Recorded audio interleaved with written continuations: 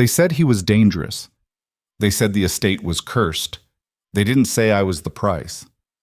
My name is Elara Vance, and the day my father died, I became currency. Not a daughter, not a person, just a debt to be collected by a man I'd never met, Duke Rowan Blackthorne, a name whispered like a threat in every town from here to the capital. I thought I knew what rock bottom looked like. I was wrong. This is the story of how I was sold, survived, and fought back against a world that wanted me broken. Stay with me until the end. Hit that like button and comment what city you're watching from. I want to see how far this story travels. The rain came down like nails. I stood in the back of the wagon, hands bound, dress soaked through, watching the estate rise from the mist like something out of a fever dream. Blackthorne Manor wasn't just old, it was dying. Stone walls streaked with water damage, windows dark as empty eye sockets, iron gates rusted half open and stuck that way. The kind of place that made you wonder if anyone inside was still breathing. Move. The guard's voice was flat, bored. He'd done this before. I stumbled forward, boots squelching in mud. My wrists ached where the rope bit in.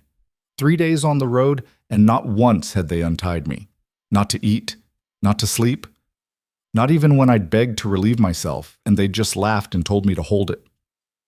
Apparently, collateral doesn't get dignity.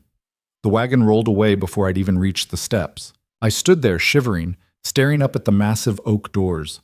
They were scarred, gouged deep in places like something had tried to claw through from the inside. Above them, carved into the stone lintel, was a phrase in old script I couldn't quite read. It looked like a warning. The door opened, not all the way, just enough for a woman to slip through, middle-aged, rail-thin, face like she'd been chewing on something bitter for years. Her eyes swept over me, cataloging every bruise, every rip in my dress, the way my hair hung in wet ropes down my back. "You're the Vance girl." It wasn't a question. "I'm Elara Vance," I said, trying to sound like I still had a spine. "And I'd like to speak to, he'll see you when he's ready. Inside." She turned and walked back into the darkness without checking if I followed. I did. What choice did I have? The entry hall smelled like wet stone and something else, something sharp and medicinal that burned the back of my throat. My footsteps echoed on marble that might have been white once but had dulled to the color of old bones. The woman didn't look back, just led me through a maze of corridors lined with portraits so old the faces had gone gray and featureless. Every few feet, I noticed details that told stories. A crack in the wall patched with mismatched plaster, a chandelier missing half its crystals, sconces that should have held candles but stood empty. This wasn't just an old estate. This was a place hemorrhaging money. Somewhere deeper in the house, I heard voices. A man's, low and urgent. A woman's, high-pitched and frantic, words tumbling over each other too fast to understand. Then a crash. Glass breaking, something heavy hitting the floor. The thin woman didn't even flinch. "Wait here," she said, stopping in front of a heavy wooden door. She knocked twice, listened, then disappeared inside without another word. I stood in the hallway, dripping, shaking, trying not to think about the fact that I was miles from anywhere, in a house where things crashed in the middle of the day and no one seemed to care. Trying not to think about the contract my father had signed. In the event of his death, his firstborn daughter shall be delivered to Blackthorne Manor as payment in full, like I was livestock. Like I was nothing, my father. The man who'd gambled away everything we had, who'd smiled and promised things would get better right up until the fever took him, who'd never once mentioned that he'd signed away his only daughter like she was a piece of furniture. I'd cried for him. Stupid, really. The door opened again. Inside. I stepped through. The room was bigger than our entire house had been. Bookcases climbed to the ceiling, shelves sagging under the weight of old volumes with cracked spines. A fireplace big enough to roast a whole pig sat cold and empty, ash from the last fire still scattered on the hearth. And behind a desk, the size of a merchant's cart, sat a man who looked like he'd been carved out of the same stone as the manor itself. Duke Rowan Blackthorne. He didn't stand when I entered. Didn't even look up at first. Just kept writing, the scratch of his pen loud in the silence. Dark hair, longer than was fashionable, pushed back from a face all sharp angles and hard lines. He wore black, Of course he did. And the cut of his coat said money, even if the fraying at the cuffs said it was money from a long time ago.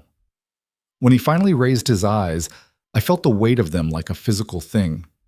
Gray, cold, assessing. Miss Vance. His voice was low, controlled. No warmth in it. You're late. I was brought here in chains, I said.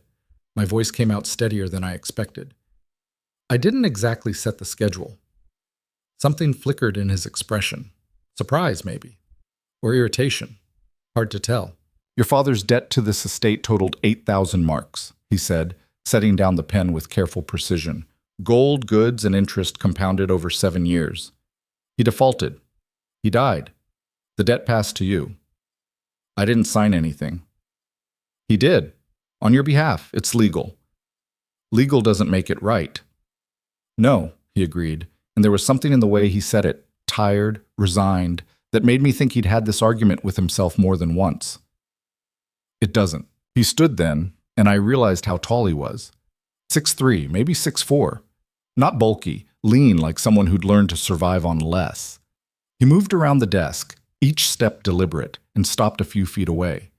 Close enough that I could see the scar that cut through his left eyebrow, the dark circles under his eyes, the way his jaw was set like he was grinding his teeth. You have 2 options, he said.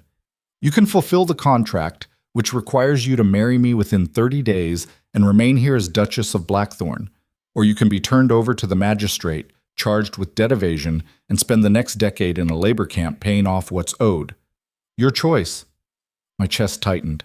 That's not a choice. It's the only one you have. I wanted to scream, to hit him, to run. But there was nowhere to go. No one waiting for me back in the city. My father was dead. My mother had been gone for years, walked out when I was 12 and never looked back. I had no siblings, no relatives who'd claim me, nothing but the clothes on my back and a debt I didn't even know existed until 3 days ago. Why? The word came out raw. Why do you need a wife? Why not just take the loss, write off the debt, move on? For the first time, something almost human crossed his face. Something tired. Bush! 'Cause the contract my father made with yours wasn't about money, he said quietly. It was about survival. This estate is bound by old agreements, very old, that require a married heir to maintain control. Without that, everything here collapses. The land, the tenants, the people who depend on this place. He paused. So yes, Miss Vance, I need a wife. I need you. And before you ask, yes, I've tried finding someone else. No one wants to marry into a dying estate run by a man half the county thinks is dangerous. Are you? I asked. Dangerous? He looked at me for a long moment. Yes. At least he was honest. I want terms, I said. He raised an eyebrow. You're not in a position to negotiate. Then you're not in a position to have a cooperative wife. I crossed my arms, even though I was still dripping on his carpet and probably looked like a drowned cat. I'm not a servant. I'm not property. If I'm going to be stuck here, if I'm going to marry you, I want freedom inside the estate. I want access to the books, to the staff, to whatever the hell is actually going on in this place. And I want a room with a lock. A pause. Then, to my shock, he nodded. Agreed. Anything else? If I find a way to pay off the debt, I'm free to leave. Done. And I want to know what you're so afraid of. His jaw tightened. That's not part of the deal. Then maybe we don't have one. The silence stretched. Somewhere in the house, I heard that high-pitched voice again, muffled through walls. It sounded young, scared, and underneath it, someone trying to soothe, to calm. Rowan turned away, walking back to the desk. He poured himself a drink from a crystal decanter that had seen better days. The stopper chipped, the base scratched. Drank it in one swallow. There's someone else here, he said finally. My sister, Lyra. She's unwell. Unwell how? Unwell in a way that makes her a target. He set the glass down too hard. People know. They talk. And if they think this estate is weakened by her condition, they'll move against us, against her, so she stays hidden, safe. Safe, I repeated. Or locked away. His eyes snapped to mine, and for a second I saw real anger there. Be very careful, Miss Vance. Or what? You'll have me dragged back outside and dumped in the mud? I'm already here, already trapped. You want cooperation. You give me honesty. For a second, I thought he might actually throw me out. His hand clenched on the edge of the desk, knuckles white. A muscle jumped in his jaw. Then, slowly, he exhaled. Lyra's mind is fragile, he said. She has episodes, violent ones. She doesn't mean to hurt anyone, but she can't always control herself. I keep her here because it's the only place she's safe. From others, from herself. And you do this alone? I have staff, a physician who visits when I can afford it, which isn't often. He looked at me, and for the first time I saw something other than cold control in his expression. Exhaustion, desperation. The look of someone who'd been holding up a crumbling ceiling for so long he'd forgotten what it felt like to stand straight. But it's what I have. I should have felt pity. Maybe I did, somewhere under the anger and fear.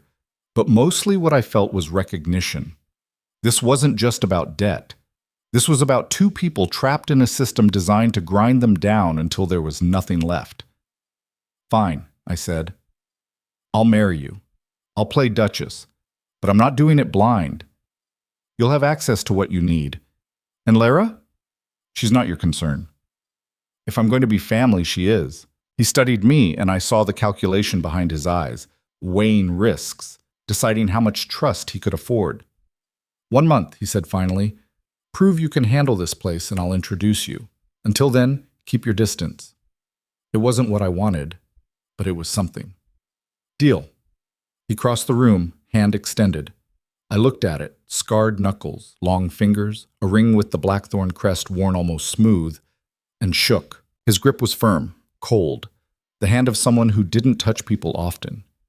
Mrs. Carver will show you to your room, he said, releasing my hand. Dinner is at 7. Don't be late. Wouldn't dream of it. I turned to leave, then stopped at the door. One more thing, I said. That phrase above the front door, what does it say? Rowan didn't look up from the papers he'd already returned to. Aut viam inveniam aut faciam, which means I will either find a way or make one. I smiled despite myself. Sounds about right. Mrs. Carver led me up 3 flights of stairs to the east wing, which smelled like dust and disuse. The carpet runner was worn thin in the middle, the wallpaper peeling at the seams. Every few steps, I noticed more damage. Water stains on the ceiling, a cracked window pane patched with paper, a missing baluster in the railing. My room was at the end of a long hallway lined with doors that all looked the same. She unlocked it with a key she wore on a chain around her neck, pushed it open, and stepped aside. Dinner at 7, she said. Don't wander. Why not? Her expression didn't change. Because I said so. Then she was gone, her footsteps fading down the hallway. The room was bigger than I expected. A bed with a sagging mattress and threadbare curtains. A wardrobe missing one door. A wash basin with a crack running through the porcelain. A small writing desk with a broken leg propped up on a stack of books. The window overlooked the back gardens, or what had been gardens once. Now it was just overgrown weeds and broken statuary, stone cherubs with missing heads, a fountain choked with dead leaves. I sat on the bed. It creaked. This was it. This was my life now. I wanted to cry, to scream, to break something. Instead, I just sat there, staring at my hands. They were filthy, nails broken, rope burns on my wrists. My father's hands had been soft. Gentleman's hands, he'd called them.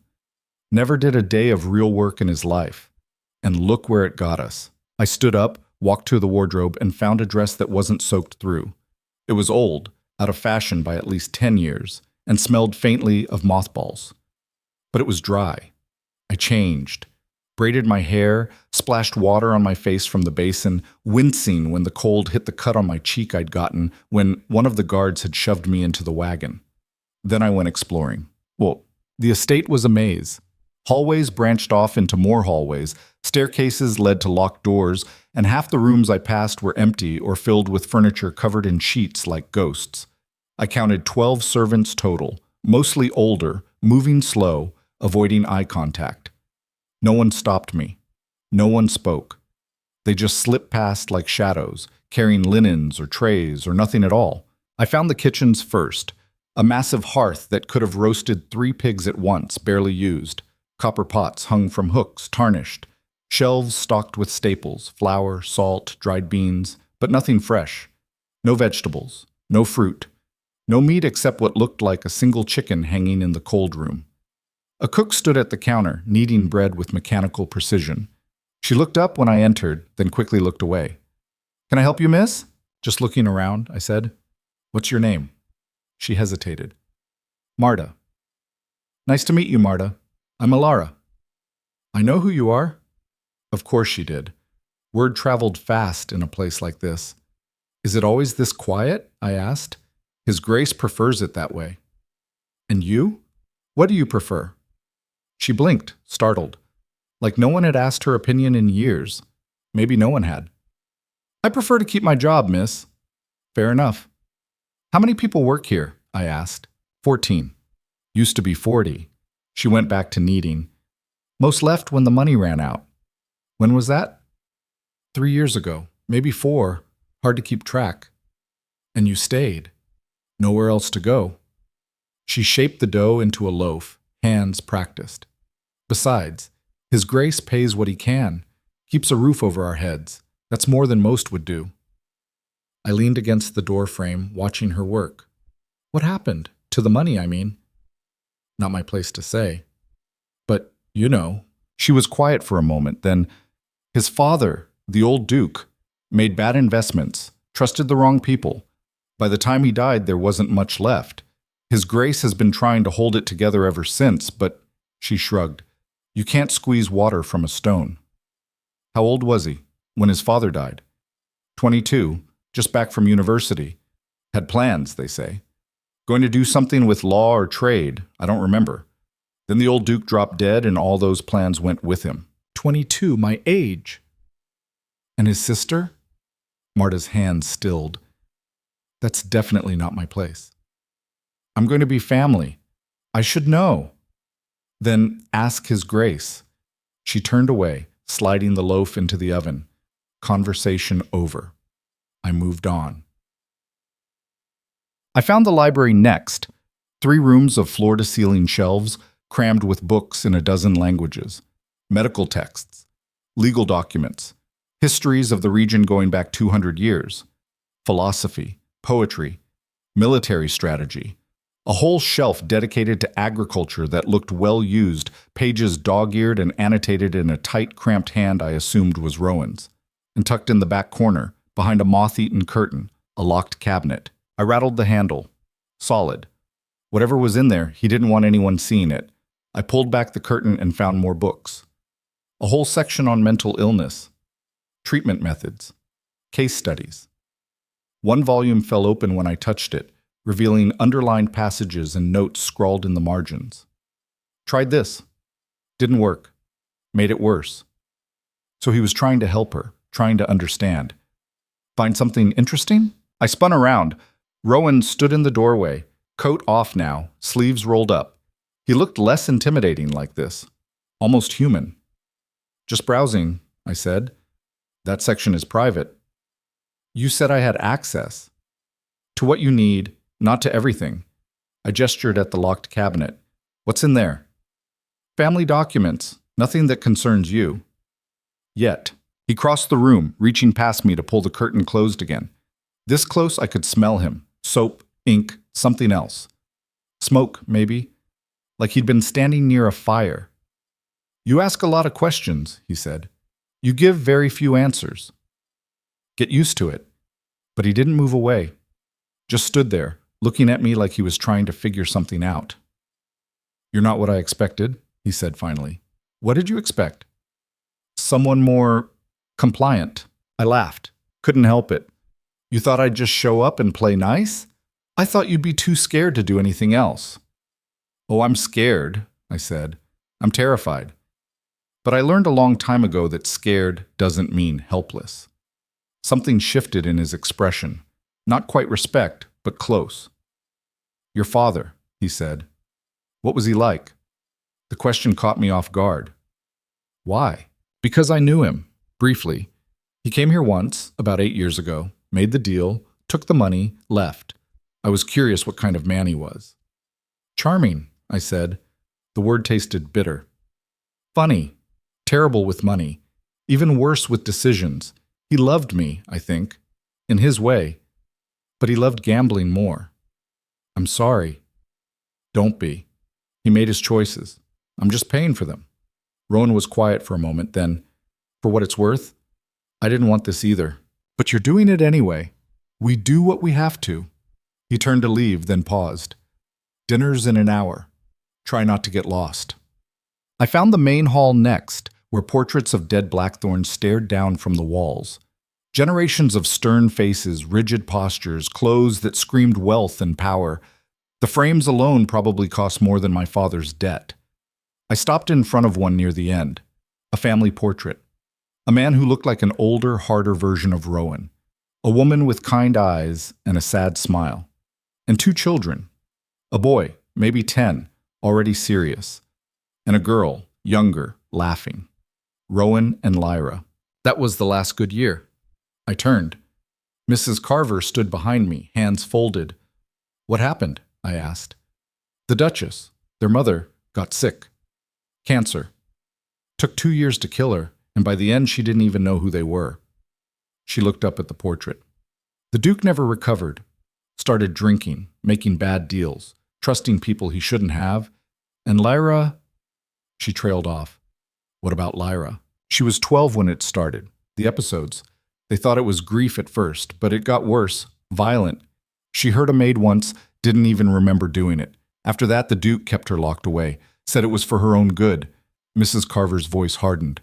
But between you and me, I think he was ashamed. And Rowan? Tried to fix everything. Always has. Always will, probably. She looked at me. You'll be good for him if you survive. Survive what? But she'd already turned away, disappearing back into the maze of hallways. I found a ballroom that hadn't been used in decades. Chandeliers wrapped in cloth, floor scuffed and dull, windows so dirty they barely let in light. I found a music room with a piano missing half its keys. I found a conservatory where every plant had died years ago, pots full of dust and desiccated roots. And then I found the locked wing. It was on the 3rd floor, past my room, behind a door with 3 separate bolts. Heavy bolts, the kind meant to keep something in, or someone. I heard the voice again, high, thin, singing something off-key. Lyra. I stood there listening. The song was sad, childlike, something about birds and cages and wanting to fly. She sings when she's calm, someone said behind me. I spun around. A man stood in the hallway, older, 60 maybe, with the kind of face that had seen too much. He wore a physician's bag over one shoulder. Dr. Brennan? He said, extending a hand. You must be Miss Vance. I shook it. Is she all right?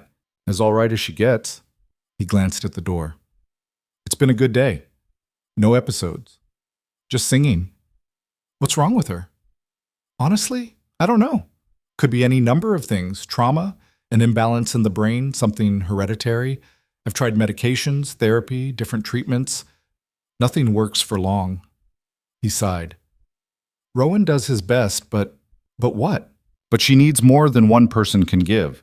She needs specialists, facilities, treatment that costs money this estate doesn't have. He looked at me. You seem kind. That's good. She responds well to kindness. I'm not allowed to see her. Not yet. But you will be. And when you do, just be gentle. She's been through enough. He nodded and walked away, leaving me alone with the singing. I pressed my hand against the door. Lyra? I said softly. My name is Elara. I'm going to be your sister soon. The singing stopped. Silence. Then, so quiet I almost missed it. Are you nice? I try to be. He's nice too, but he's sad. Are you sad? I thought about it. Yeah, a little. Me too. A pause. Will you sing with me? I don't know the words. That's okay. I'll teach you. And she started singing again, and I stood there in the hallway, humming along to a song I didn't know, sung by a girl I'd never met. Dinner was exactly as uncomfortable as I expected. The dining room was too big for two people. The table could seat 20, maybe more, but Rowan and I sat at opposite ends, a wasteland of polished wood between us. Candles flickered in tarnished holders. Silverware clinked. Neither of us spoke for the first 10 minutes. The food was plain but well prepared. Roasted chicken, potatoes, bread that was still warm from the oven. I ate because I was starving. He ate because it was expected. Finally, halfway through, he broke the silence.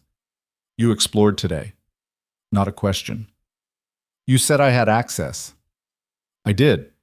Find anything interesting?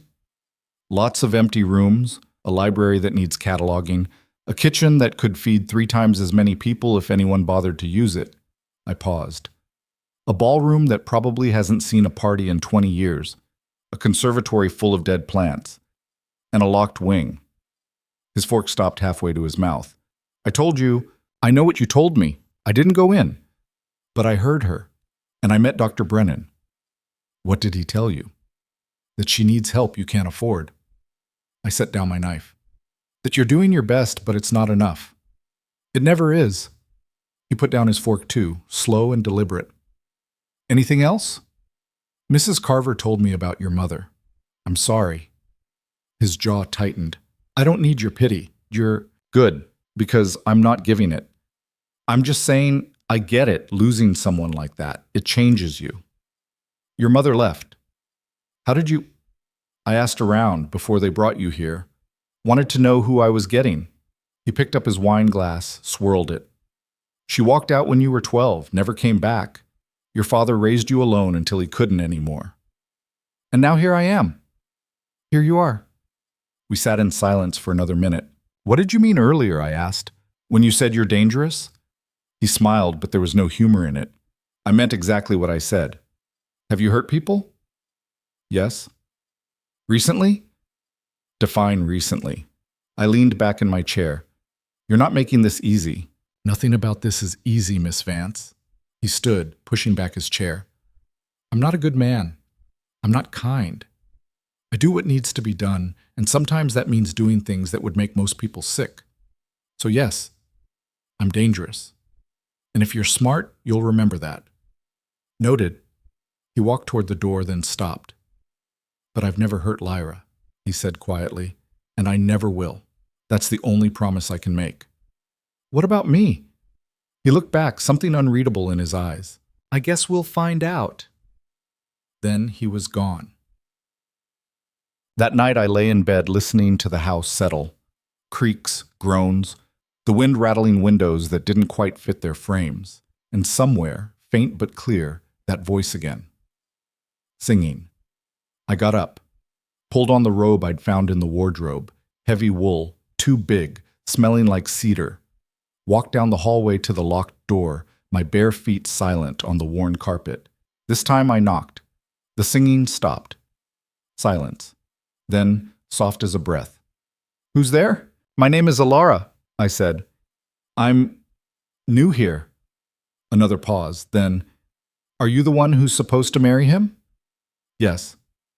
Does he scare you? I thought about it. A little.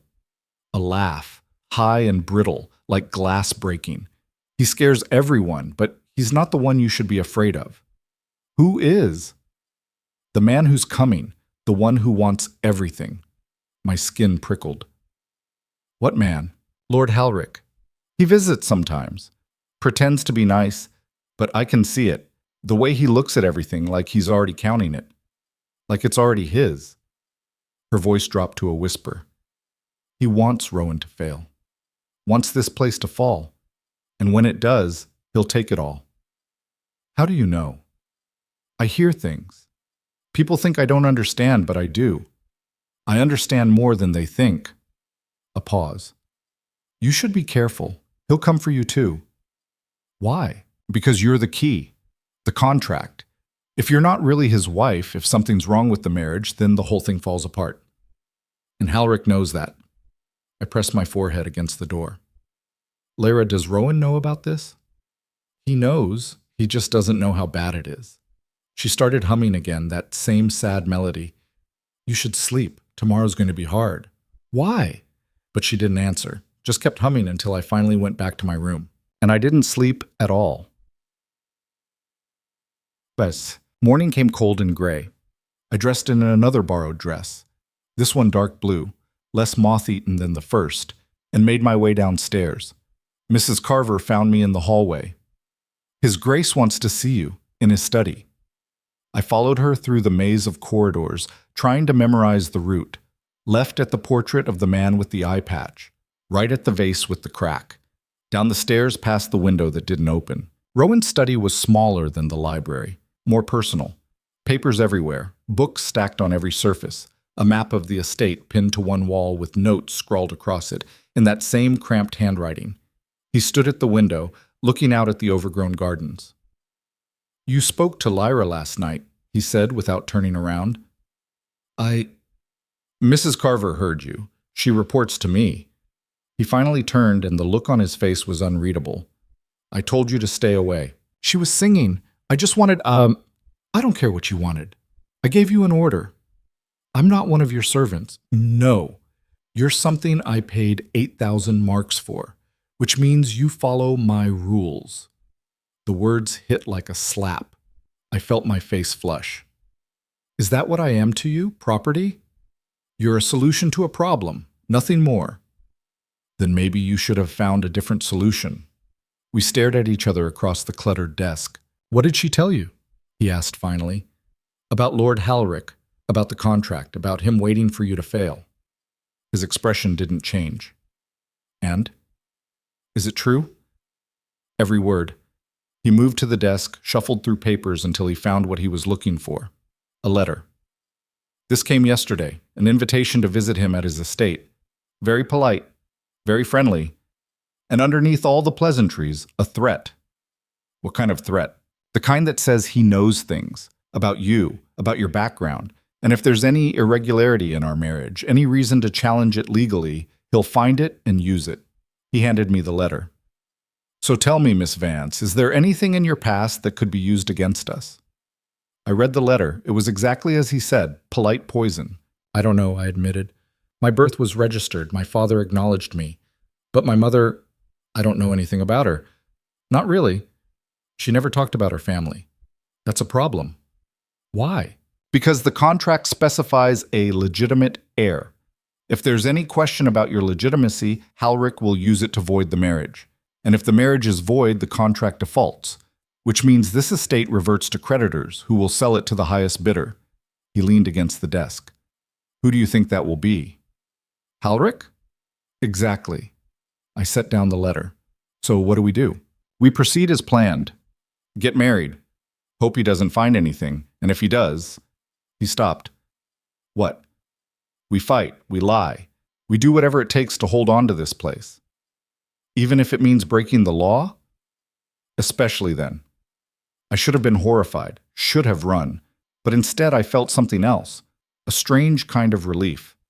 Because for the first time since I'd arrived, someone was being completely honest with me. "Okay," I said, "then we fight." He looked surprised. "Just like that?" "Just like that. You're stuck with me. I'm stuck with you. Might as well make the best of it." For the first time I saw him almost smile. Almost. "You're either very brave or very stupid. Can I be both?" This time he did smile. Just a little. Just for a second. "We have 3 weeks until the wedding," he said. "That gives us time to prepare, to shore up defenses, to figure out what Halrick knows and how to counter it." He straightened. "Can you ride?" "A horse?" "Yes." "Good. Tomorrow we tour the estate. I need you to understand what you're fighting for." "And today?" "Today you learn the books. Mrs. Carver will show you the ledgers. If you're going to be Duchess, you need to know exactly how broke we are." "That bad?" "Worse." He walked me to the door, then stopped. "For what it's worth," he said quietly, "I'm glad you're not compliant." "Why?" "Because compliant won't survive what's coming." And with that cheerful thought, he sent me off to learn just how deep the hole really was. The ledgers were a nightmare. Mrs. Carver spread them across the table in what had once been the estate's accounting office. Now just another dusty room with peeling wallpaper and a broken clock. "Start with 5 years ago," she said. Work forward. You'll see where it all went wrong. I did. And she was right. 5 years ago, the estate had been profitable. Not wealthy, but stable. Good harvests. Reasonable rents. Tenants who paid on time. Then Rowan's father died and everything started to slide. Bad investments, loans called in, creditors circling. Rowan had paid what he could, sold what he could spare. Furniture, art, horses, jewelry, even some of the land. But it wasn't enough. And now, looking at the numbers, I understood why he'd agreed to the contract, why he'd accepted me sight unseen. Because without it, without the legal protection a marriage would provide, he'd lose everything in 6 months, maybe less. Do the tenants know? I asked Mrs. Carver. They suspect. But His Grace keeps paying the workers, keeps the roofs patched, keeps things running, so they stay loyal. How? Sacrifices everything else, goes without, sells anything that isn't nailed down, works himself half to death. She looked at me. You asked me yesterday why I'm loyal. That's why, because he could have abandoned all of us. Sold out, taken what little was left, and run. But he didn't. I closed the ledger. We need more income. From where? I don't know yet, but there has to be something. I stood, paced. What about the land? Can we lease it? Sell timber rights? Already tried. Halrick owns most of the surrounding property. He's blocked every deal. Of course he has. I spent the rest of the day in that room, going through every document, every contract, every scrap of paper that might hold an answer. And slowly, a picture started to form. Not a solution. Not yet. But the beginning of one. That night at dinner, I laid out what I'd found. The estate has 3 potential income sources we haven't fully exploited, I said. The quarry on the north boundary, the water mill, and the cottage industry, weaving, pottery, that kind of thing. Rowan set down his fork. The quarry's been dormant for 10 years. The mill needs repairs we can't afford. And the cottage workers left when we couldn't pay them. Then we start small, fix what we can with what we have, find workers willing to take payment in goods until we have cash. Barter, trade, build back slowly. You make it sound simple. It's not, but it's better than sitting here waiting for Halrick to take everything. He was quiet for a long moment. You've been here 2 days, he said finally, and you've already done more thinking about this place than most people do in a lifetime. I'm motivated. By what? Spite, I said honestly. I don't like losing, and I really don't like bullies. This time he actually laughed. A real laugh. Surprised and genuine. All right, he said. We'll try it your way, but if it fails, then we find another WPay. He nodded. Tomorrow, the estate tour. Be ready at dawn. I will be. I stood to leave, then paused. Rowan? Yes? Thank you for being honest with me. He looked at me, something soft flickering in those cold gray eyes. Don't thank me yet. You might not like what you find. But I was already starting to think I might. Dawn came cold and sharp, cutting through the fog that clung to the estate like a shroud. I stood in the courtyard, dressed in riding clothes Mrs. Carver had dug up from somewhere. Breeches that were too loose, boots that pinched, a coat that smelled like horses and old leather. Rowan was already mounted, sitting astride a black gelding that looked as lean and hard as he did. Can you actually ride? He asked. Or were you lying? I can ride. We'll see. A stable hand brought out a mare, gray, older, with kind eyes. I swung up into the saddle, ignoring the way my muscles protested. It had been 2 years since I'd been on a horse, but some things you don't forget. Rowan watched me settle, then nodded once. Keep up. He spurred his horse forward without waiting for a response. We rode out through the main gates, past the overgrown gardens, following a path that wound through what had once been parkland. Now it was mostly wild grass and scrub, dotted with trees that had grown unchecked for years. The sun was just breaking over the hills, painting everything gold and gray. The estate covers 1,200 acres, Rowan said, not looking back. Most of it's unusable now. Bad drainage, poor soil. The tenants work what they can, but it's not enough to sustain everyone. How many tenants? 43 families, about 200 people total. And they all depend on this place? They do. We crested a hill, and I saw the village spread out below. A cluster of cottages, a church with a sagging roof, a mill beside a stream that looked barely strong enough to turn the wheel. Smoke rose from a few chimneys. Not many. That's Thornfield, Rowan said, named after the estate. Most of the families have been here for generations. Their parents worked for my parents. Their grandparents worked for my grandparents. He paused. If this place falls, they fall with it. The weight of it hit me then. This wasn't just about Rowan or Lyra or even me. This was about 200 people who had nowhere else to go. No pressure, I muttered. Now you're starting to understand. We rode down into this village. People stopped what they were doing to watch us pass. An old woman hanging laundry, a man repairing a fence, children playing in the dirt. They didn't wave, didn't smile, just watched with the careful, wary eyes of people who'd learned not to hope for much. Rowan stopped at the mill. A man came out, 50-something, weathered face, hands stained with grain dust. Your Grace, he said, nodding to Rowan. Then to me, Miss. This is Thomas Brennan, Rowan said. Dr. Brennan's brother. He runs the mill. Or did, before it broke down. What's wrong with it? I asked. Thomas gestured to the wheel. Main axle's cracked. Needs replacing. But that means stopping work for a week, and we can't afford to lose a week's grinding. What if we worked at night? I asked. Fixed it in shifts so the mill could still run during the day. Both men looked at me. You'd need skilled labor, Thomas said slowly. And materials. Do we have either? We have men who know carpentry. As for materials, he scratched his jaw. There's timber in the North Woods, but that's on the edge of Halrick's land. He's claimed the logging rights. Has he logged it? Not yet. Then it's still ours until he does. I looked at Rowan. Right? A slow smile spread across his face. Technically. Then we take what we need, tonight. Thomas's eyes went wide. That's theft. That's reclaiming what's ours, I said. Halrick's been blocking every legitimate deal, so we stopped playing by his rules. Miss Vance, Elara, Thomas corrected. If we get caught, Halrick will have legal grounds to... To what? We're already on the edge of losing everything.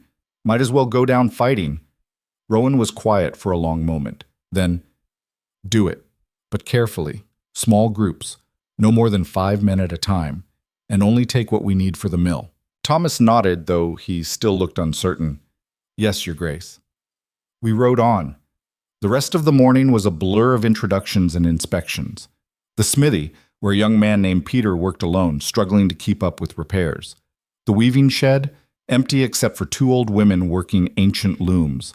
The quarry, a gaping wound in the hillside, silent and abandoned. Everywhere we went, I saw the same thing, potential strangled by lack of resources. The quarry could work again, I said as we stood at its edge, if we had the equipment. We don't. What if we leased it? Found a company willing to work it in exchange for a percentage of the profit? I've tried.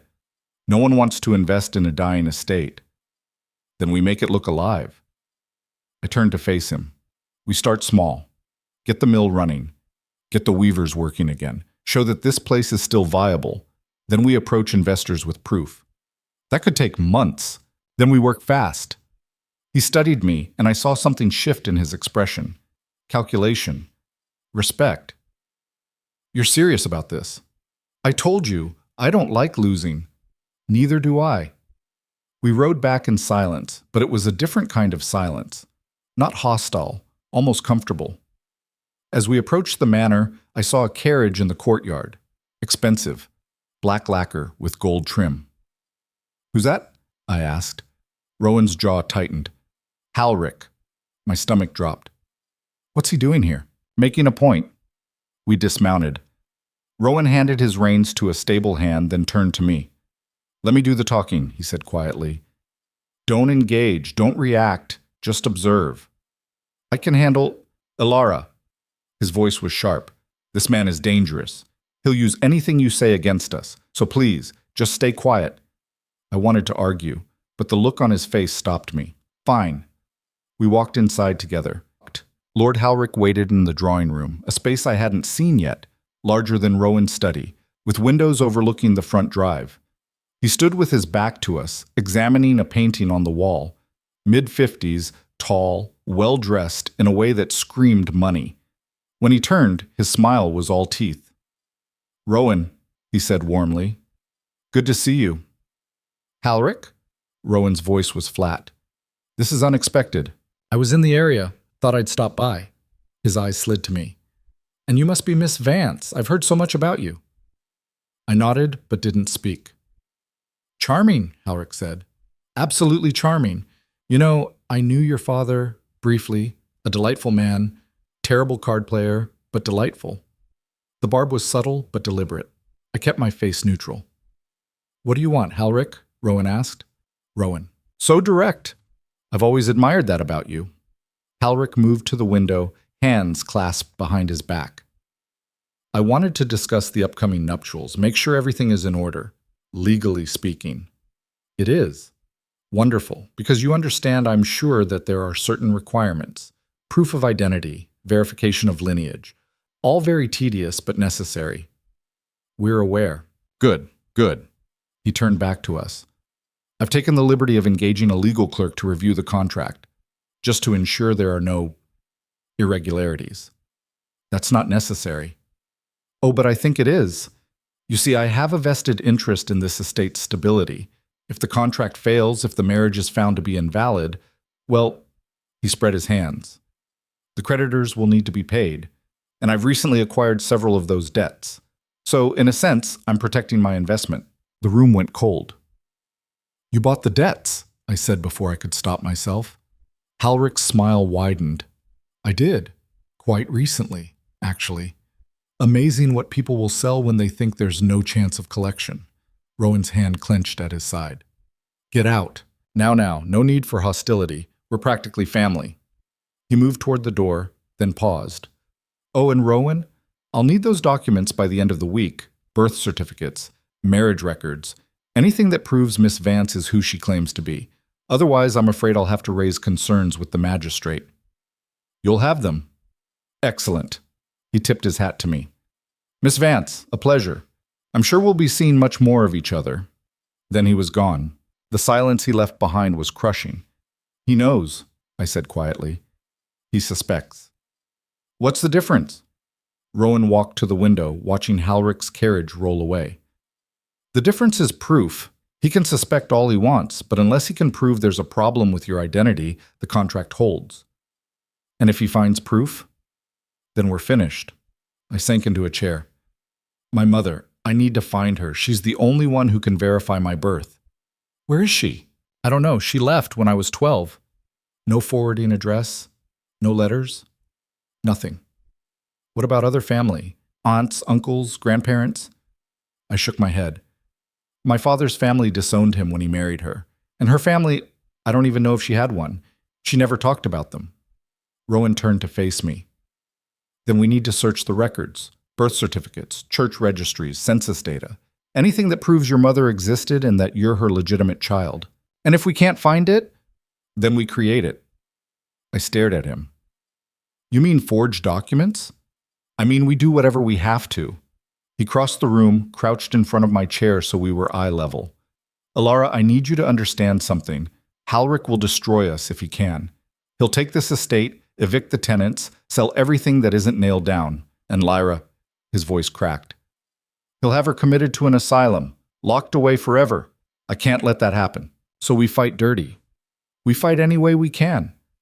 I thought about it, about my options, about what was right versus what was necessary. "Okay," I said. "Let's start with the records. If we can find legitimate proof, we use it. If we can't, we'll deal with that when we get there." He nodded, standing. "There's a records office in the capital. 3 days' ride. I'll send someone. I'll go." "Absolutely not." "Why? You think I can't handle it?" "I think it's dangerous. If Halric has people watching, then I'll be careful. But this is my problem, my past. I should be the one to fix it." We stared at each other. "You're not going alone," he said finally.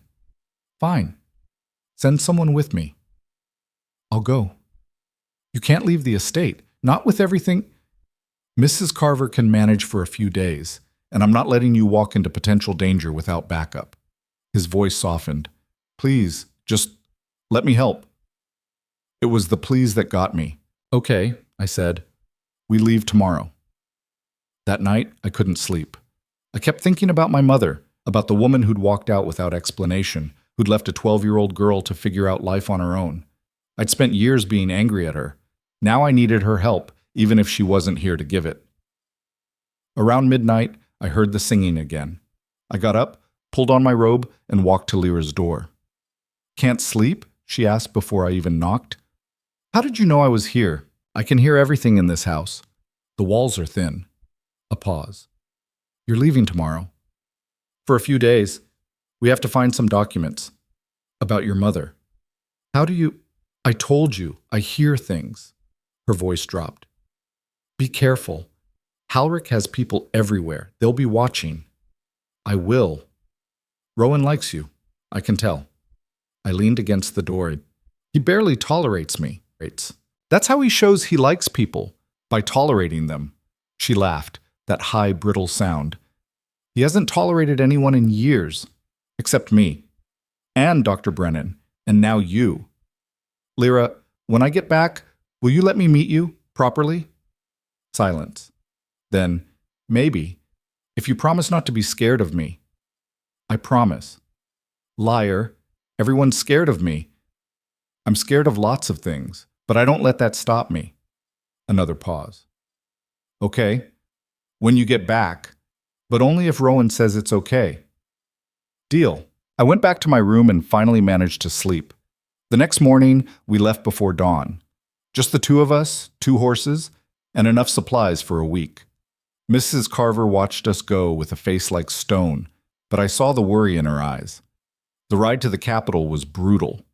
3 days of hard riding, sleeping rough, eating dried meat and stale bread. But it gave me time to talk to Rowan. Really talk. Tell me about your father, I said on the second day. Why? Because I want to understand. How did a duke lose everything?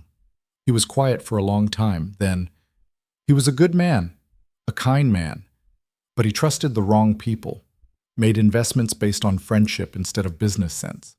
When my mother got sick, he fell apart, started drinking, making worse and worse decisions. By the time he died, there was almost nothing left. And you've been trying to save it ever since. Someone had to. What about what you wanted? What I wanted stopped mattering the day I became Duke. That's not fair. No, but it's reality. On the third day, we reached the capital. It was bigger than I remembered, crowded, loud, smelling like smoke and sewage, and too many people in too small a space. We found an inn, paid for a room, and collapsed. The next morning, we went to the records office. It was buried in the government district, a gray stone building that looked like it had been there since the city was founded. Inside, rows and rows of shelves stretched into darkness, packed with ledgers and files and documents going back centuries. A clerk greeted us, thin, bespectacled, the kind of person who lived for organization. How can I help you? We're looking for birth records, Rowan said, from about 25 years ago. Name? Elara Vance. The clerk nodded, consulting a massive index. And the parents? Father was Marcus Vance. Mother... I hesitated. I don't know her maiden name. The clerk looked up. You don't know your own mother's maiden name? She left when I was young. I see. He made a note. This may take some time. Please wait here. We waited for 2 hours. When he finally came back, his expression was apologetic. I'm sorry. I can't find a birth certificate under that name. My stomach dropped. What? There's a record of Marcus Vance's marriage, but it's incomplete. The bride's name is partially illegible, water damage, and there's no birth certificate for any child born to Marcus Vance in the relevant years. That's impossible, I said. I exist. I was born. I'm not saying you weren't. I'm saying there's no official record of it. Perhaps the birth was registered in a different district or under a different name. What about church records? Rowan asked. Those would be held by the individual churches. You'd have to know which one. We left the office in silence. This is bad, I said once we were outside. It's not ideal. Rowan, if there's no birth certificate, Halric can argue I'm not Marcus Vance's legitimate heir, that the contract is invalid. Then we find another way to prove it. How? He thought for a moment. Your mother. We need to find her. If she's still alive, she can testify. I don't know where she is. Then we start looking. We spent the next 2 days combing through records, visiting churches, asking questions in the neighborhoods where my father had lived. Nothing. It was like my mother had never existed. On the third night, sitting in the inn, I felt desperation starting to set in. What if we can't find her? I asked. Rowan looked up from the map he'd been studying. Then we consider alternatives. Like forgery? Like creative documentation. That's the same thing, is it? He leaned back. Look, the system is already rigged against us. Halric can buy debts, manipulate contracts, use his money and influence to crush anyone who gets in his way. All I'm suggesting is we level the playing field. By breaking the law. By surviving. I wanted to argue, but I couldn't, because he was right. There's one more option, I said slowly. Someone I could ask, but I don't know if she'll help. Who? My aunt, my father's sister. She and my father had a falling out years ago, but she might know something about my mother, about the birth. Where is she?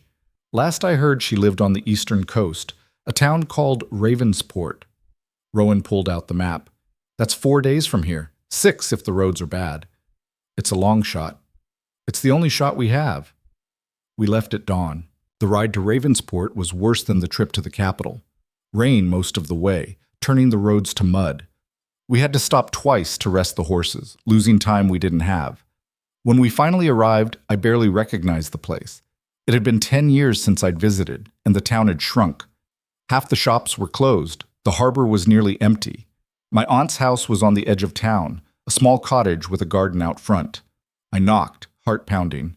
The woman who opened the door looked older than I remembered, thinner, harder. Aunt Catherine, I said. She stared at me. Elara? Yes. What are you doing here? I need your help. She looked past me at Rowan, then back at me. You better come in. Inside the house was neat but sparse. She made tea while we explained the situation. When I finished, she was quiet for a long time. Your father was a fool, she said finally. I know, and you want me to help you clean up his mess. I want you to tell me the truth about my mother, about my birth, anything that might help. Catherine set down her cup. Your mother's name was Elena Thorne. She came from nothing, no family, no money. Your father met her in a tavern and married her 3 months later against everyone's advice.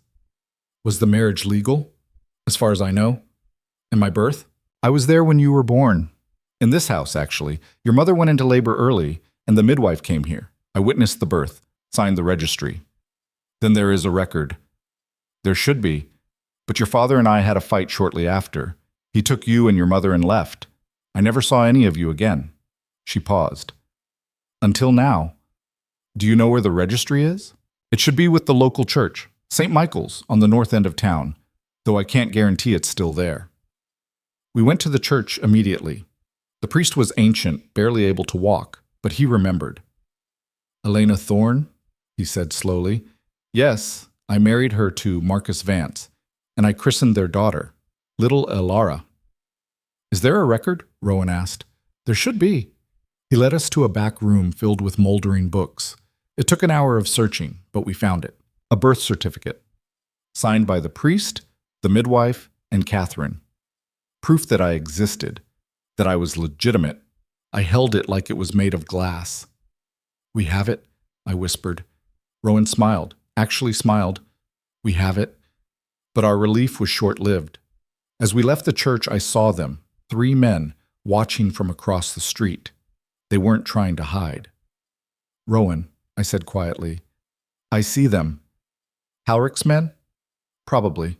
We walked quickly toward the inn where we'd left the horses. The men followed. What do we do? I asked. We ride. Fast. We got to the inn, mounted up, and spurred the horses into a gallop. Behind us, I heard shouting, the sound of hooves. They were following. We rode hard, pushing the horses to their limit, but our pursuers were gaining. They're going to catch us, I shouted over the wind. Not if we lose them in the forest. Rowan veered off the main road, plunging into the trees. I followed, branches whipping at my face. Behind us, the pursuit continued. We rode for what felt like hours. Finally, the sounds of pursuit faded. We stopped in a clearing, horses heaving. Did we lose them? I asked. For now. I pulled out the birth certificate, checking to make sure it was still intact. It was. We need to get this back to the estate, I said. Before Halric, a horse burst through the trees. One of the men. He was alone, but he had a pistol. Hand over the document, he said. Rowan moved his horse between us. Not a chance. I'm not asking. The man raised the pistol, and Rowan charged. It happened so fast I barely registered it. Rowan's horse slammed into the man's mount, sending both to the ground. The pistol went off, the shot going wide. Rowan was on the man in seconds, fists flying. It was brutal, efficient, and over in less than a minute. The man lay unconscious on the ground. Rowan stood, breathing hard, blood on his knuckles. Are you all right? I asked. Fine. We need to go, now. We rode through the night, not stopping until we were miles away. When we finally made camp, hidden deep in the woods, I was shaking. That was necessary, Rowan said, wrapping his bloody hand. You could have killed him. I didn't. But you would have. If you had to. He looked at me. Yes, I should have been horrified. Should have been afraid. Instead, I felt something else. Gratitude. Because he'd protected me. Protected the one thing that could save us both. Thank you, I said quietly. Don't thank me for doing what needed to be done. I'm thanking you anyway. We sat in silence, the fire crackling between us. When we get back, he said, things are going to move fast. Halric will know we have the certificate. He'll try something else. We need to be ready. What do you think he'll do? I don't know. But whatever it is, it'll be worse than what came before. He was right. We had no idea just how much worse it would get. We rode into Blackthorn Manor 5 days later, filthy, exhausted, and clutching the birth certificate like it was the only thing keeping us alive, because, in a way, it was. The staff met us in the courtyard. Mrs. Carver's face was pinched tight, and I knew immediately something was wrong. What happened? Rowan demanded, dismounting. It's Miss Lyra, Mrs. Carver said. There was an incident 3 days ago. Rowan's face went white. What kind of incident? She hurt someone, one of the kitchen girls. Didn't mean to, but Mrs. Carver's voice cracked. Dr. Brennan's with her now. She's been sedated. Rowan was already moving, taking the stairs 2 at a time. I followed, the birth certificate still clutched in my hand. The locked wing was chaos. 2 servants stood outside the door, looking terrified. Inside, I could hear Dr. Brennan's calm voice, trying to soothe. Rowan unlocked the door and went in. I stayed in the hallway, uncertain. Come in, he called back. You might as well see. I stepped through. The room was larger than mine, but felt smaller, crowded with furniture that had been pushed against the walls. Lyra sat on the bed, Dr. Brennan beside her. She was thin, dangerously so, with dark hair that hung in tangles and eyes that seemed too big for her face. Beautiful, in a broken sort of way. When she saw Rowan, she started crying. I didn't mean to, she sobbed. I didn't mean to hurt her. She came in and I thought she was someone else and I just... Shh. Rowan sat beside her, pulled her into his arms. I know, it's all right.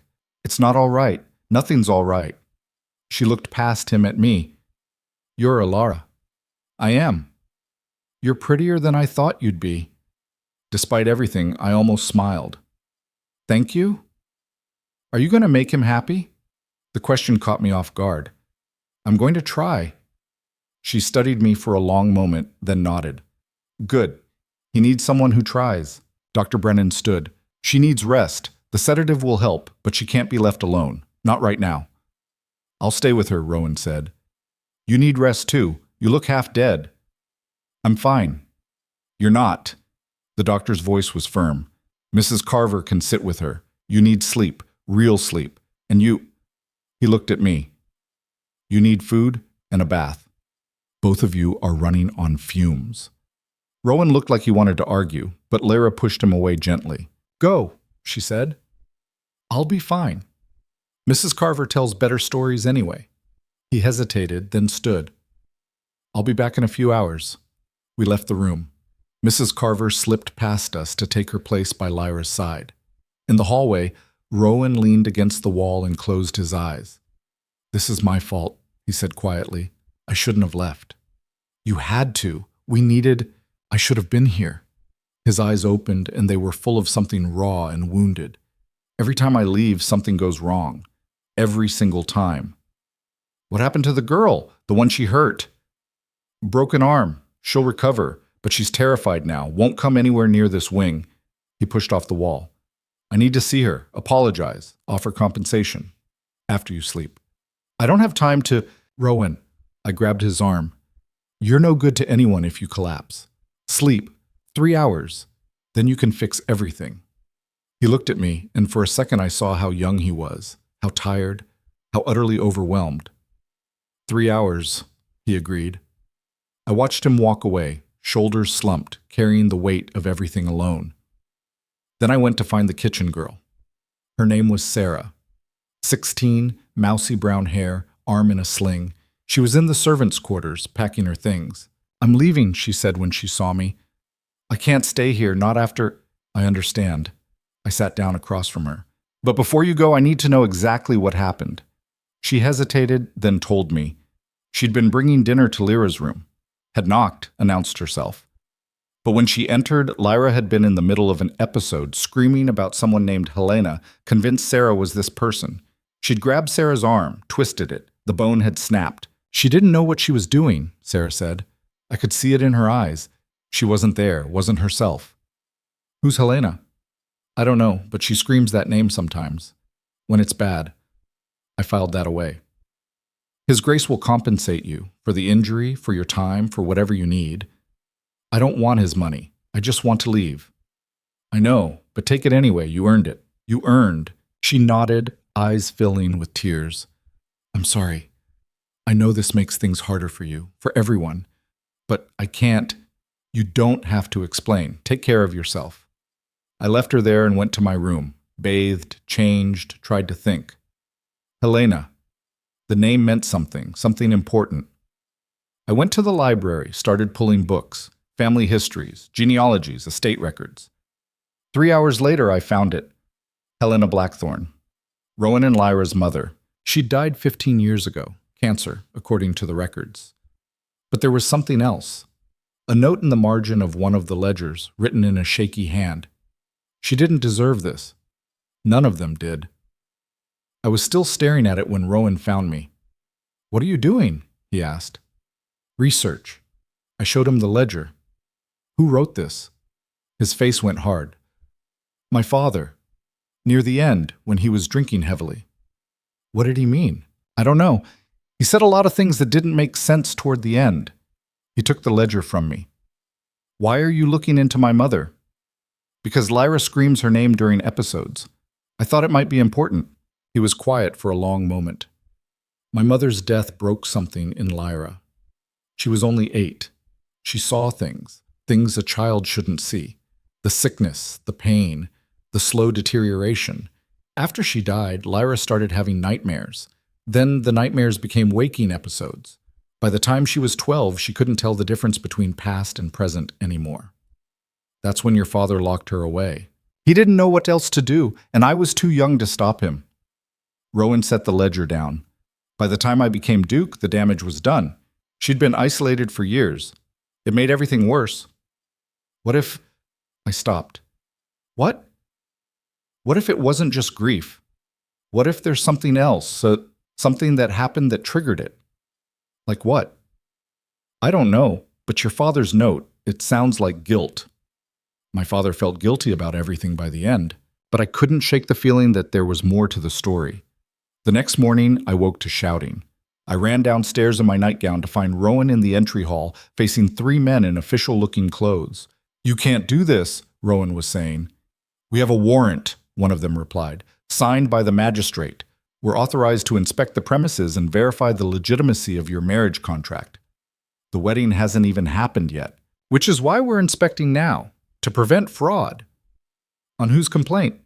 The man smiled thinly. "Lord Halric has raised concerns about the contract's validity. We're here to investigate." I stepped forward.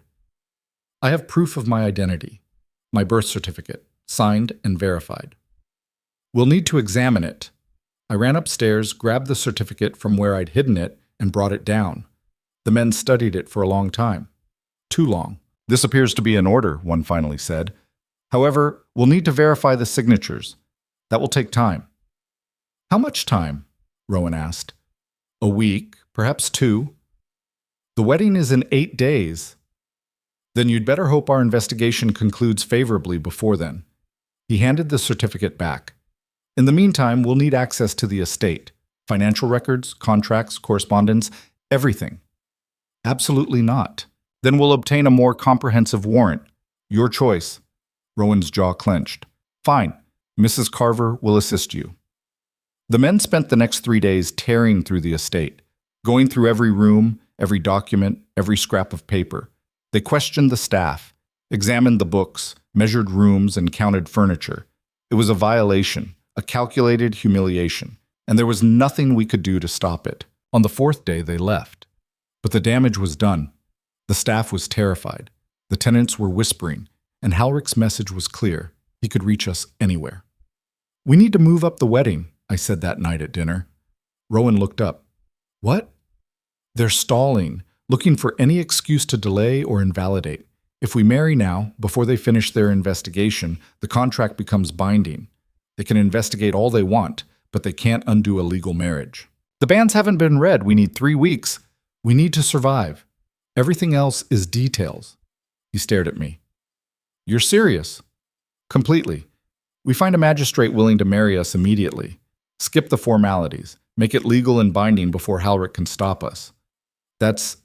He stopped. Actually brilliant. I have my moments. We found a magistrate the next day. An old man who'd known Rowan's family for years and owed them a favor. He agreed to perform the ceremony in 2 days, in the manor's chapel. No guests. No celebration. Just the legal minimum to make it binding. But the night before the wedding, everything fell apart. I was in my room, trying on the dress Mrs. Carver had found. Old, yellowed, but still beautiful, when I heard the scream. Lyra. I ran to her wing. The door was open and inside was chaos. Lyra was backed into a corner, holding a broken mirror shard, blood running down her hand. Dr. Brennan was trying to talk her down. Mrs. Carver stood frozen by the door. He's here, Lyra was saying over and over. He's here. I can feel him. Who's here? Dr. Brennan asked gently. The man who killed her. The man who killed my mother. The room went silent. Lyra, Rowan said from behind me, voice carefully controlled. Put down the glass. He's coming for us. For all of us. We have to run. There's no one here. You're safe. I'm not safe. None of us are. She looked at me and her eyes were wild. You need to leave. Before he kills you too. Who killed your mother, Lyra? I asked quietly. I don't know his name, but I saw him. The night she died. I saw him in her room. He gave her something, made her drink it, and then she stopped breathing. Rowan's face had gone ashen. That's impossible. She died of cancer. She did. But he made it faster. I heard him say it. This will end the suffering. And then she was gone. Who was it? I pressed. I don't remember his face, just his voice. And he's back. I heard him yesterday, talking to the men who came, the investigators. She started crying. Please believe me. Please. Dr. Brennan finally got the glass away from her, wrapped her bleeding hand, gave her something to calm her. When she was finally asleep, we gathered in the hallway. She's confused, Dr. Brennan said, mixing memories, creating connections that don't exist. What if she's not? I asked. Then we'd be talking about murder, and that's... Insane? Rowan's voice was cold. Is it? My mother went from sick to dead in less than a day. The doctors said it was sudden, unexpected, but none of them questioned it. You think someone killed her? Mrs. Carver whispered. I think my father thought someone did. That note in the ledger, she didn't deserve this. He knew something was wrong. But who would... I stopped. Halrich. He wasn't Lord Halrich then. His father was still alive. But he was here. I saw it in the visitor's log. He came to the estate 3 times that year. The last time was 2 days before your mother died. The pieces were falling into place. Horrible, impossible pieces. He killed her, Rowan said slowly. To destabilize the estate. To create the conditions for my father's downfall. It's been his plan all along. We can't prove it, Dr. Brennan said. Even if it's true, even if Lara's memory is accurate, it's the word of a woman everyone knows is mentally unstable against a lord. It would never hold up. Then we don't go through legal channels, I said. They all looked at me. We expose him publicly, at the wedding, in front of witnesses, force him to respond. He won't come to the wedding, Rowan said. Yes, he will. If we invite him, if we make it seem like we're capitulating. That's suicide. That's the only way we win. I looked at each of them. He's been playing the long game, waiting for us to fail. What if we give him what he wants, make him think he's won, and then we turn it around on him? How? I didn't have an answer yet, but I was working on it. The next morning we sent the invitation, a beautifully written note asking Lord Halrick to attend our wedding as a gesture of goodwill between neighboring estates. He accepted immediately. The wedding was scheduled for noon. By 10, I was shaking. Mrs. Carver helped me into the dress. It fit better than I expected, though it smelled like mothballs and old dreams. You don't have to do this, she said quietly. Yes, I do.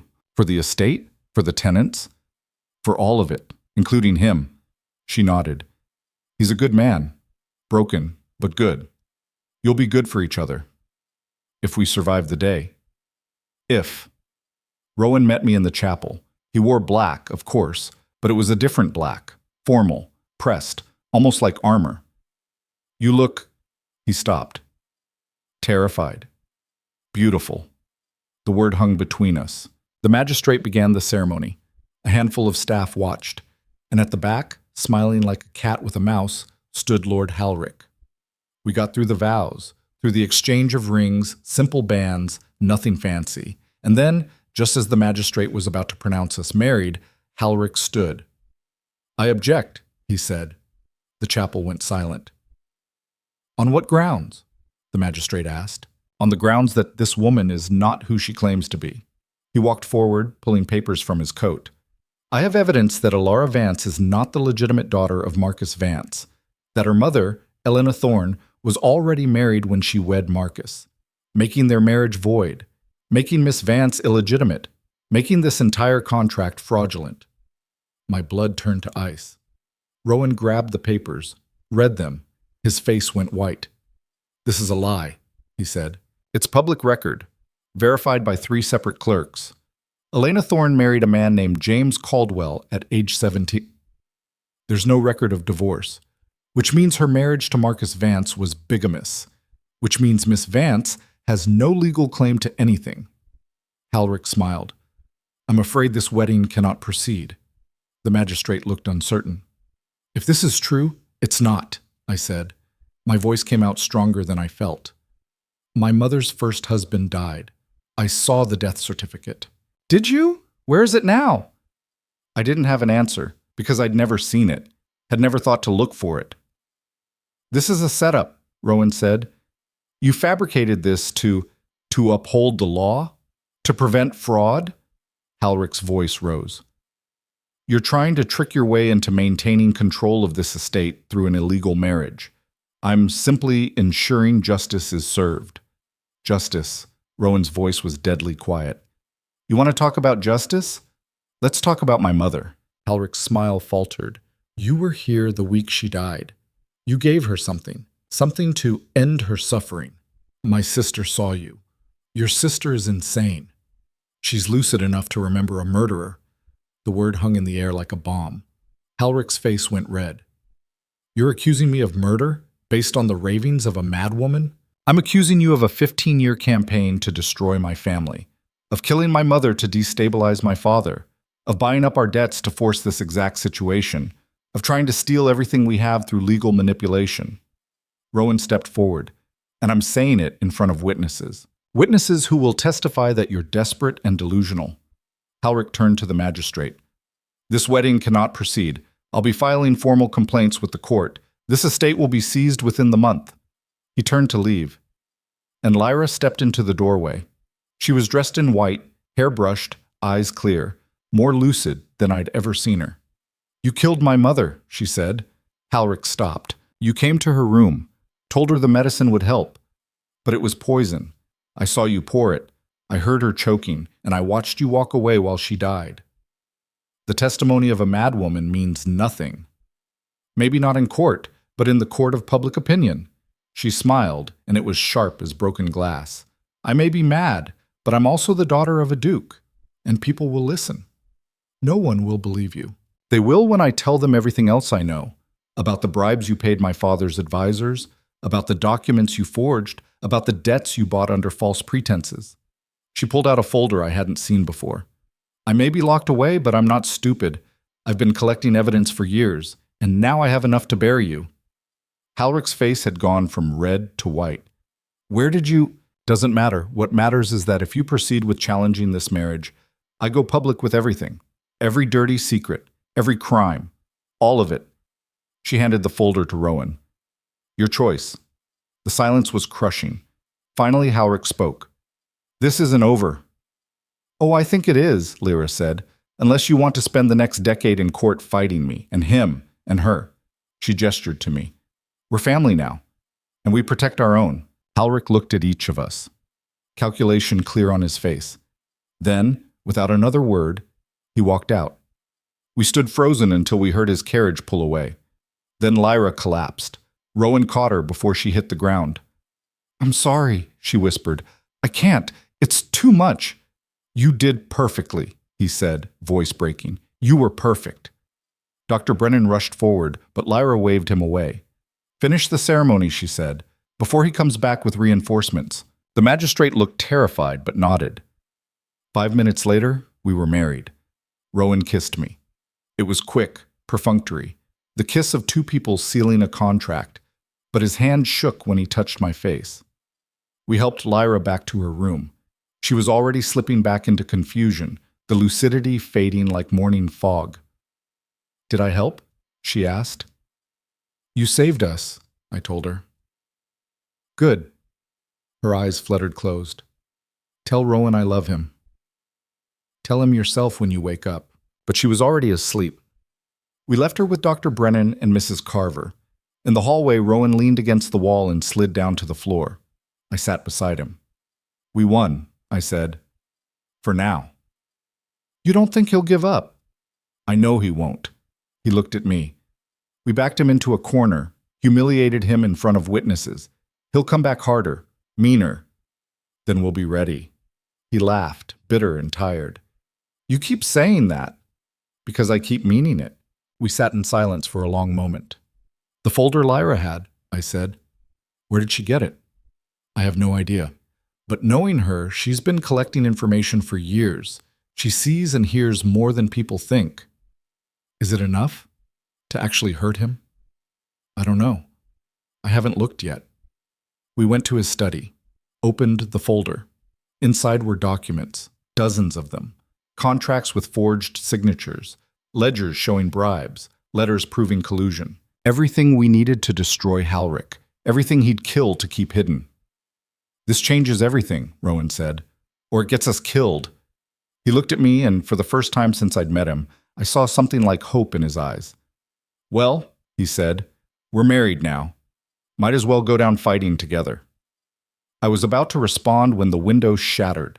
Glass exploded inward. Rowan tackled me to the ground as something flew past where my head had been.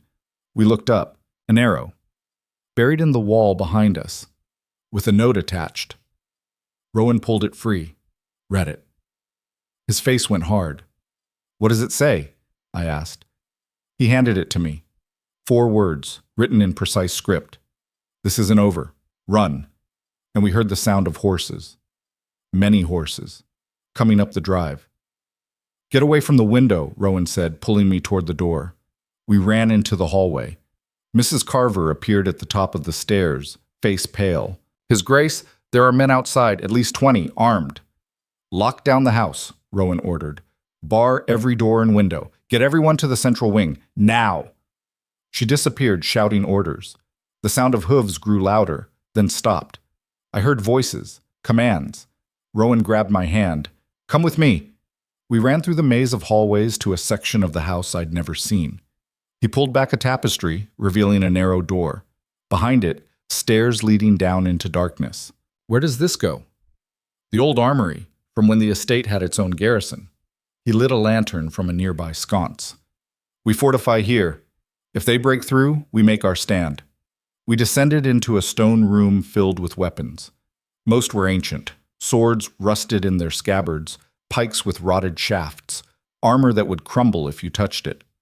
But in the corner, locked in a metal cabinet, were modern rifles, 4 of them. You know how to shoot? Rowan asked, pulling them out. My father taught me, before everything fell apart. Good. He handed me one, then grabbed ammunition. We're not going to make this easy for them. A crash echoed through the house. They were breaking in. We ran back upstairs. The staff had gathered in the main hall, 14 terrified people looking to Rowan for direction.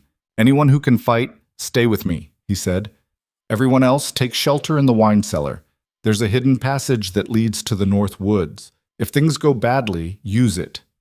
Your Grace, Thomas said, stepping forward, we're not leaving you. Thomas, no. The mill worker's voice was firm. You've kept us fed when you had nothing, paid us when the money ran out, protected us when Halric tried to force us off our land. We're not running now. 6 other men stepped forward, including Peter the blacksmith, his father who worked the stables, and 2 of the tenant farmers I'd met on the estate tour. Rowan's jaw worked. All right, but if I say run, you run. Understood? They nodded. Another crash, closer this time, the sound of wood splintering. They're in the east wing, Mrs. Carver said. How many entrances? I asked. 4 main ones, plus the servants' doors. Maybe a dozen total. We can't defend them all. We don't have to. Rowan moved to the center of the hall. We let them in, channel them to where we want them. Then we show them what happens when you attack a blackthorn. He started giving orders. Barricades here, defenders there, create bottlenecks, force them to come at us in small groups instead of all at once. It was brilliant, brutal, and our only chance. We had maybe 5 minutes before they reached us. I grabbed Rowan's arm. The folder, Lyra's evidence. We need to hide it. Where? I thought fast. The locked cabinet. In the library. No one knows what's in there but you. He ran, came back 90 seconds later empty-handed. The first man came through the main entrance just as we finished the barricades. He was big, armed with a club. Behind him, I could see at least 10 more. Lord Halric wants the documents, he shouted. Hand them over and no one gets hurt. Tell Halric he can go to hell, Rowan called back. The man smiled. Wrong answer. They charged. What followed was chaos. Pure, brutal chaos. The first wave hit our barricade and we opened fire. The sound was deafening in the enclosed space. 2 men went down. The others scattered, looking for cover. Reload! Rowan shouted. We did, hands shaking. The second wave came from the side entrance. Thomas and his group met them with improvised weapons, fire pokers, broken chair legs, anything they could grab. It was messy, desperate, but they held. A third group tried the windows. Peter was there with a kettle of boiling water from the kitchen. The screams when he threw it were horrible, but we were outnumbered, and they kept coming. We need to fall back, I shouted over the noise. To where? The central wing, like you said, narrow corridors, easier to defend. Rowan nodded. Everyone move! We retreated in stages, covering each other, leaving obstacles behind, making them fight for every foot. By the time we reached the central wing, 3 of our people were injured. Nothing fatal, but enough to slow us down. We barricaded the entrance, caught our breath. This won't hold forever, Thomas said, bleeding from a cut on his forehead. It doesn't have to. Just long enough. For what? For help to arrive. I stared at Rowan. What help? I sent a rider to the county magistrate before the wedding, told him we expected trouble. If he got through, that's a big if. It's all we have. The attack on the barricade started 30 seconds later. They weren't subtle about it, just threw themselves against the furniture we'd piled up, over and over. Wood cracked, nails shrieked. Inch by inch, they were getting through. We're going to die here, one of the farmers said. He was young, maybe 20. Not if I can help it, I said. Then to Rowan, I have an idea, but you're going to hate it. Tell me. I go out there, offer to negotiate. While they're focused on me, you and the others flank them through the servants' passages, trap them between us. Absolutely not. It's the only way to... I said no. They'll kill you the second you step out there. Not if I'm valuable. Not if I have something they want. I pulled the birth certificate from where I'd hidden it inside my dress. This is what Halric needs to invalidate the marriage. If I offer it in exchange for safe passage for everyone else, they won't honor that deal. I know, but it'll buy us time, distraction, and that's all we need. He grabbed my shoulders. Elara, listen to me. I am not letting you. You don't get to let me do anything. We're partners now, remember? I pulled free. Either we try this or we all die in this hallway. Your choice.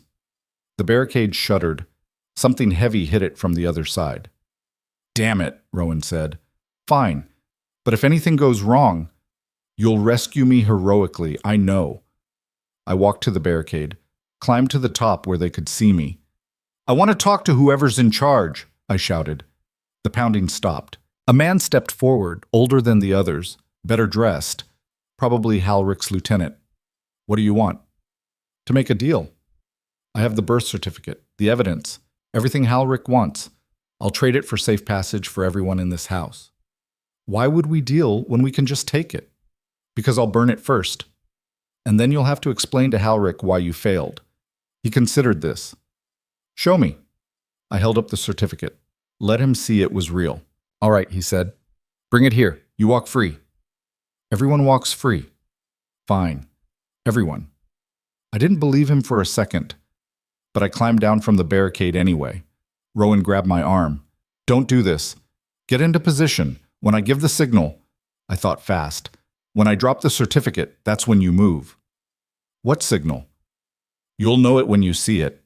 I kissed him, quick, hard, the kiss of someone who might not get another chance. Then I walked through the gap in the barricade. The men parted to let me through. I could feel their eyes on me, calculating, predatory. The lieutenant held out his hand. The certificate. Everyone leaves first. That wasn't the deal. It is now, he smiled. You're in no position to renegotiate. Neither are you, because you're surrounded. His smile faltered. What? I dropped the certificate, and the servants' passages on both sides burst open. Rowan and the others poured out, weapons raised. The attackers spun, confused, trying to figure out which way to face. In the chaos, I dove for the certificate, grabbed it, rolled behind a column. Someone grabbed me, hauled me up. The lieutenant, face twisted with rage. You little... A rifle shot. The man's shoulder exploded. He dropped me, screaming. Rowan was there, pulling me away, firing again. Go, he shouted. Get to Lyra. Protect her. What about you? I'll handle this. Go. I ran. Up the stairs, through the hallways, to Lyra's wing. The door was open. My blood went cold. Inside, Dr. Brennan lay unconscious on the floor. Mrs. Carver was tied to a chair, gagged. And Lyra was gone. I cut Mrs. Carver free. She gasped, pulling the gag away. They took her. 2 men. Said Halric wanted insurance. Which way? The front entrance, 5 minutes ago. I ran. Down the stairs, through the main hall where the fighting was still raging, out the front door. A carriage was pulling away. I could see Lyra in the window, pounding on the glass. I didn't think, just acted. Grabbed a horse from the courtyard, mounted, spurred it forward. The carriage had a head start, but horses were faster. I pushed mine hard, closing the distance. The driver saw me coming, whipped the horses. The carriage lurched forward. I pulled alongside, jumped. The impact nearly broke my ribs. I clung to the side of the carriage, fingers scrabbling for purchase. The door opened and a man leaned out, trying to shove me off. I grabbed his arm, twisted, used his own momentum to pull myself up. We struggled. He was bigger, stronger, but I was desperate. My hand found something hard on his belt, a knife. I pulled it free. Didn't think. Just stabbed. He screamed, fell back, fell out. The carriage swerved wildly. I climbed inside. Lyra was huddled in the corner, terrified. It's me, I said. It's Elara. You're safe. We're not safe. We're never safe. We will be. I promise. I climbed to the front. The driver tried to fight me. I hit him with the knife handle. Once, twice. He slumped. I grabbed the reins, pulled hard. The carriage slowed, stopped. Behind us, I could see riders. Rowan and the others coming fast. I helped Lyra out, held her while she shook. "You came for me," she said. "Of course I did. We're family." Rowan reached us, dismounted, pulled us both into his arms. "Is it over?" Lyra asked. "Not yet," he said, "but soon." We rode back to the manor together. The fighting had stopped. Halrick's men had fled or surrendered. We'd won, barely. But we'd won. The house was a disaster. Broken furniture, blood on the floors, walls scarred with bullet holes. But everyone was alive. Injured, exhausted, traumatized. But alive. "We need to move fast," I said, gathering everyone who could still stand. "Halrick knows we have his evidence. He'll come back with more men, legal backing. We need to use what we have before he can stop us." "How?" Thomas asked. "We go public. All of it. The murder, the fraud, the bribes. Everything Lyra collected. We send it to every newspaper in the region, to the magistrate, to the King's Council. We make it impossible to ignore." "That will make us targets," Dr. Brennan said. "We're already targets. At least this way we fight back." Rowan looked at the gathered faces, scared, hopeful, waiting. "Do it," he said. We spent the next 3 hours making copies of everything. The documents, the ledgers, the letters. Mrs. Carver wrote out Lyra's testimony in her own hand, verified by Dr. Brennan. I wrote an account of the attack. Rowan wrote a formal accusation. By dawn, riders were leaving for every major city within a week's ride, carrying identical packets, sealed with the blackthorn crest. "This is either going to save us or destroy us," I said, watching the last rider disappear into the morning mist. "Then we'd better hope it's the former," Rowan said. We waited. 3 days, then a week. No word. No response. The tenants started to drift back to their homes. The staff began cleaning up the damage. Life tried to return to normal, but the silence was deafening. On the 8th day, a carriage arrived. Official, bearing the magistrate's seal. My heart sank. This was it. Either vindication or arrest. The magistrate stepped out. An old man, weathered and stern. "Your Grace," he said to Rowan. "Lady Blackthorn." A nod to me. "I've come to inform you that Lord Halrick has been arrested, charged with conspiracy to commit fraud, attempted murder, and bribery of public officials." I couldn't breathe. "The evidence you provided was compelling, verified by 3 independent investigators.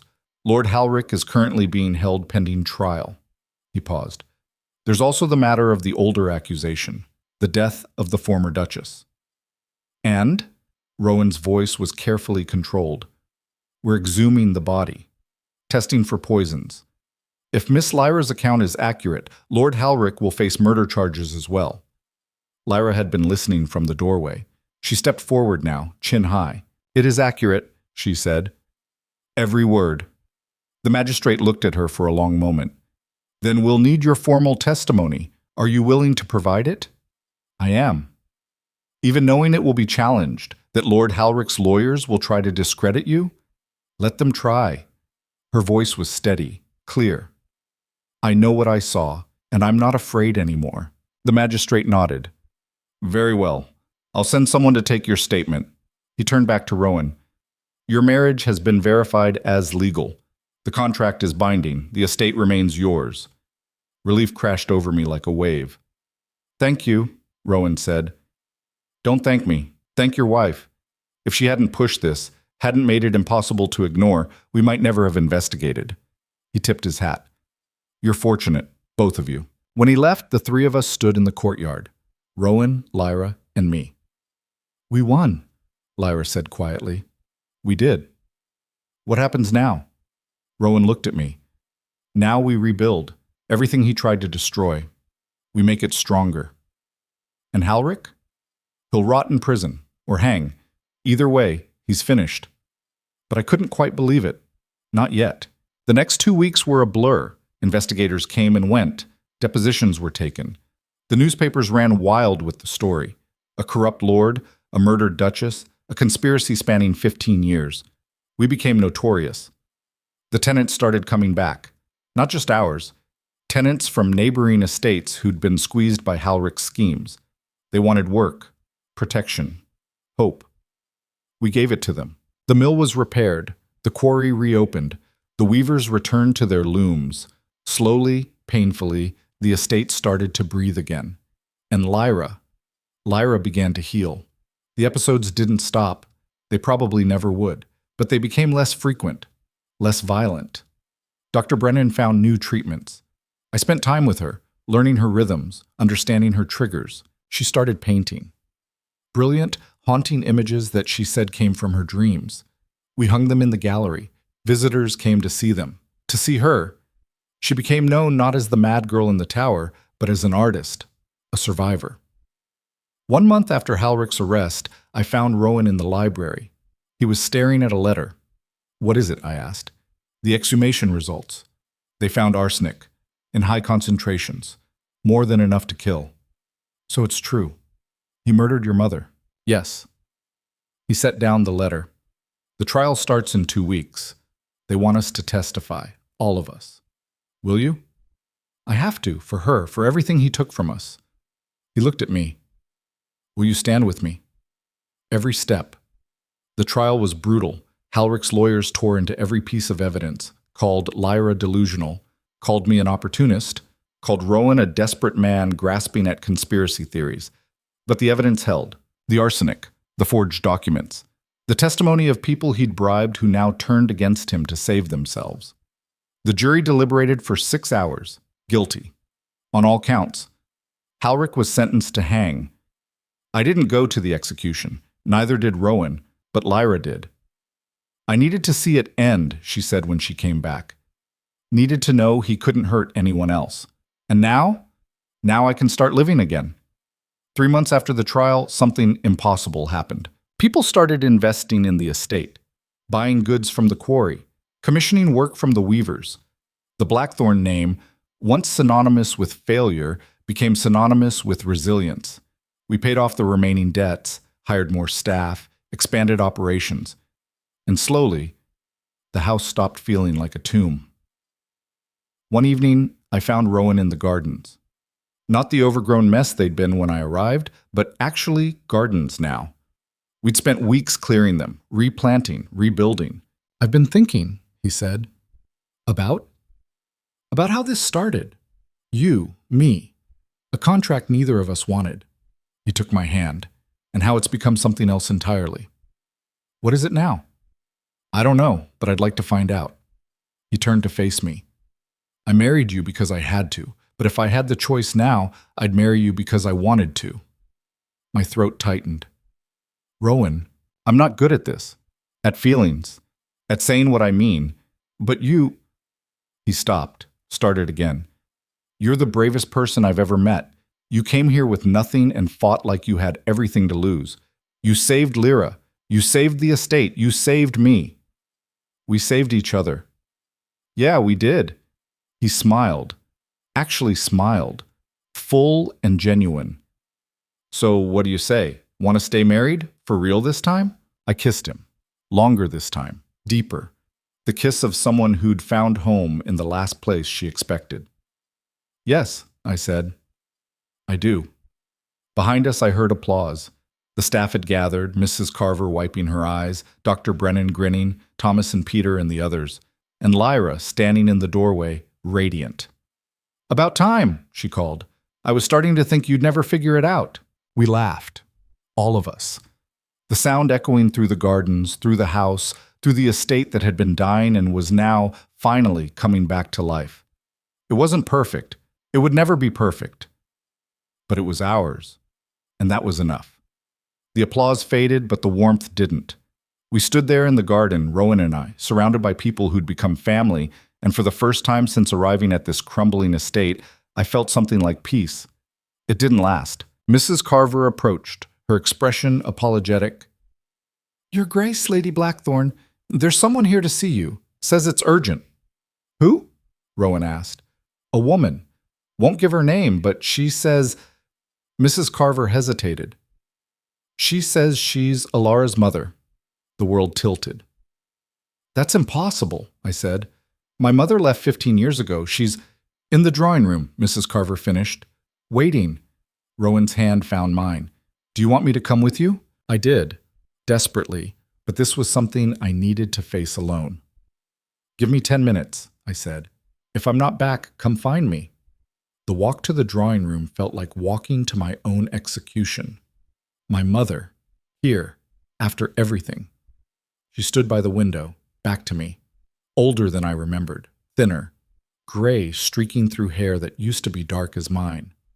Hello, Elara, she said without turning around. Why are you here? I saw the newspapers, about the trial, about you.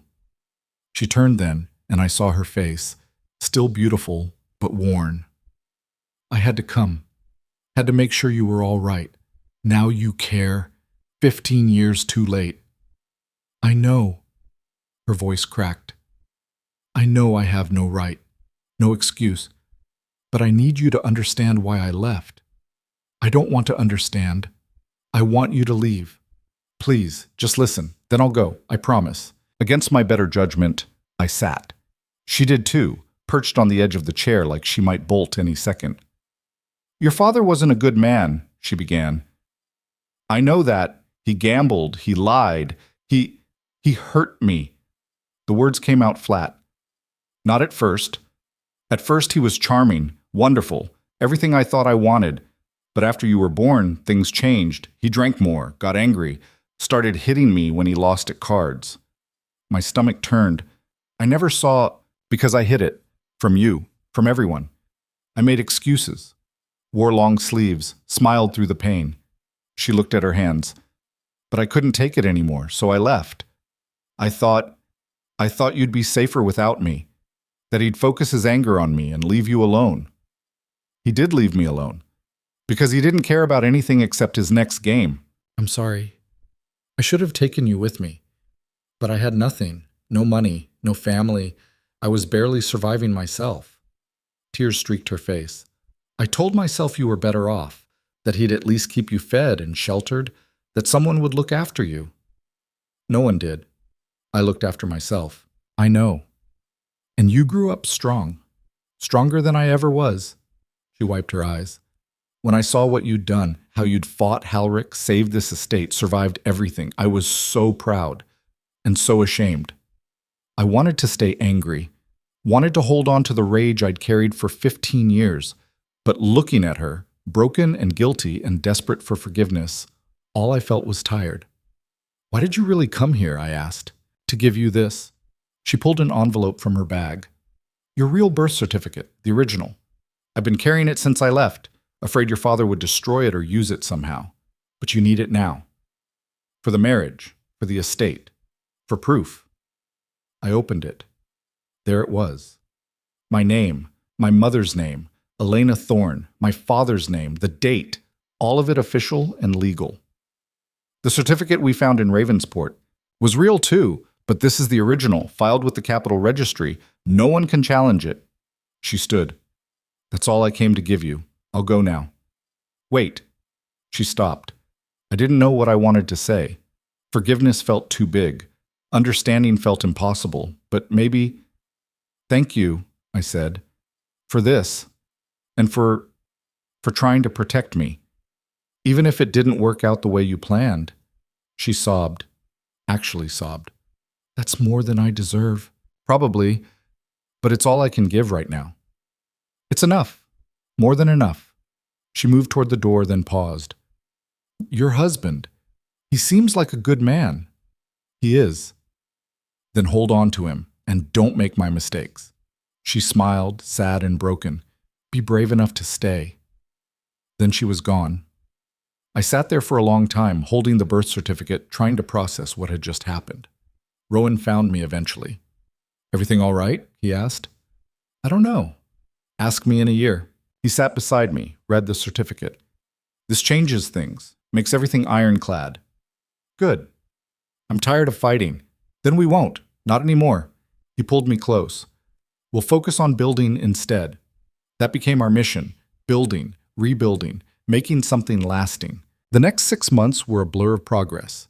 The quarry expanded operations, hiring 20 new workers. The weavers formed a cooperative, selling their goods as far as the capital.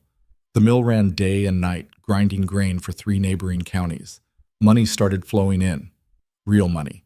Enough to repair the house properly, to hire more staff, to pay back everyone we owed, and then some. The tenants' cottages got new roofs. The church got a new bell. The school that had closed 5 years ago reopened, and people noticed. Nobles who'd once sneered at the Blackthorn name started sending invitations, business proposals, offers of partnership. We turned down most of them, but the ones that made sense, that would help the estate and the people who depended on it, those we accepted. Slowly, methodically, we built something that couldn't be taken away. But the biggest change was Lyra. Dr. Brennan found a specialist in the capital, a doctor who'd studied cases like hers, who understood that her condition wasn't possession or madness, but something medical. Trauma compounded by an imbalance that could be treated. The new treatments didn't cure her, but they helped. The episodes became rarer. When they did happen, they were shorter, less violent. And between them, Lyra started to emerge. The real Lyra. Sharp, funny, talented beyond measure. Her paintings drew attention from collectors. A gallery in the capital offered to show them. We hesitated, worried it would be too much, too fast. "Let me try," she said. "I've spent 15 years hiding. I want to be seen." The exhibition opened on a cold November evening. Every painting sold within an hour. Critics called her a revelation, a voice of raw emotion and unflinching honesty. Lyra stood in the center of the gallery, overwhelmed and radiant. "I did it," she whispered to me. "I'm not just the mad girl anymore." "You never were. You just needed the world to catch up." That night, walking back to the carriage, a man approached. Well-dressed, nervous. "Lady Lyra, I'm James Whitmore. I wanted to tell you, your work is extraordinary, truly." Lyra blushed. "Thank you. I was wondering, would you consider a commission? I have a space that needs something bold, something honest." They talked for 20 minutes. He was a professor, taught literature at the university, had kind eyes and a gentle manner. Rowan leaned close to me. "Is she making a friend?" "Yes." "Should we be worried?" "Only if we want to be overprotective." We weren't. Lyra was 23 years old. She deserved a life beyond these walls. Over the next months, James became a regular visitor, bringing books, discussing art, making Lyra laugh in ways I'd never heard before. "He's courting her," Mrs. Carver said one afternoon, watching them walk in the gardens. "I know. His Grace is going to have opinions. His Grace can keep them to himself.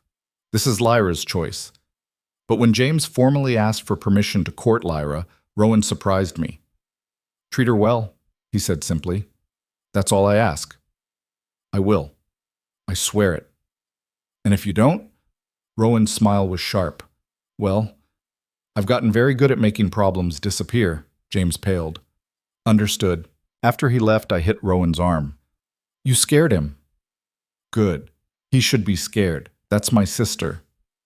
"Your sister who can make her own decisions." "I know. Doesn't mean I have to like it." But he was smiling. Actually smiling. Spring came. The estate bloomed, literally and figuratively.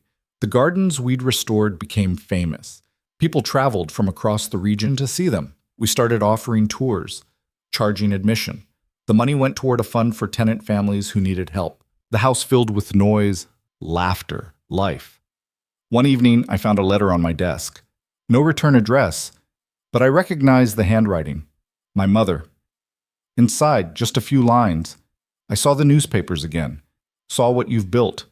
I'm so proud of you. I hope someday you can forgive me completely. But if not, I understand. Be happy, Elara.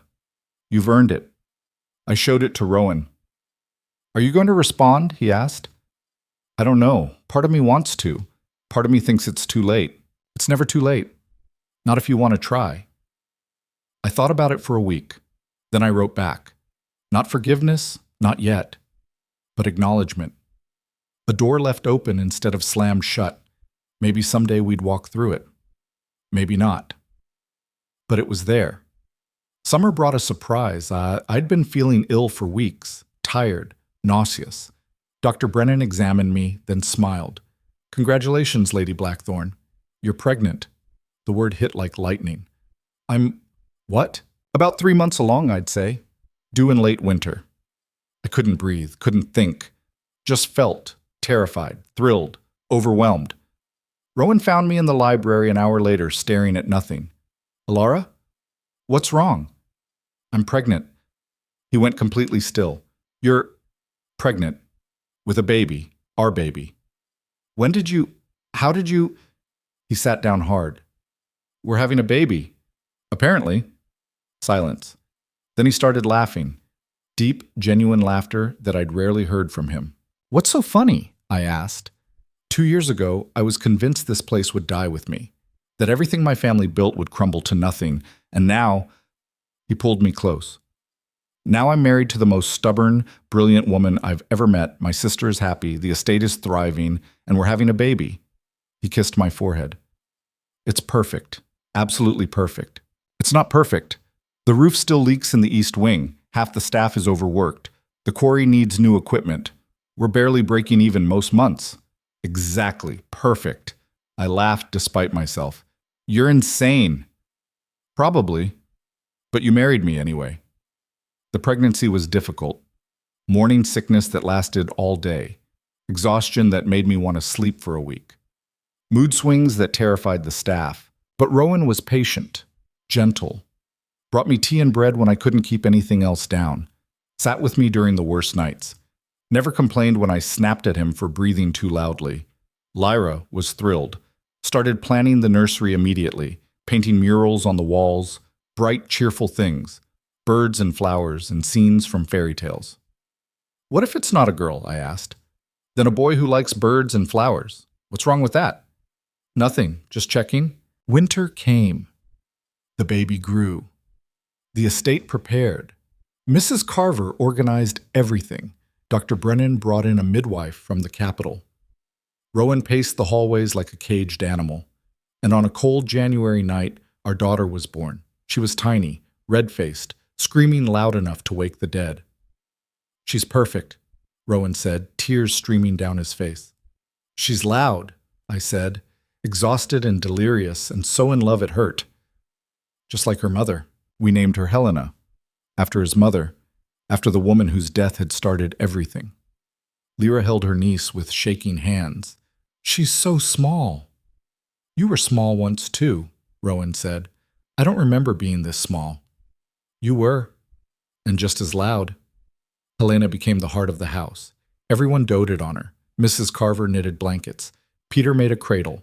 The tenants sent gifts. And Rowan transformed. The cold, calculating man I'd met 2 years ago disappeared completely, replaced by someone who sang lullabies off-key and made funny faces and would drop everything to hold his daughter. You're going to spoil her, I said one afternoon, watching him rock her to sleep. Good. She deserves to be spoiled.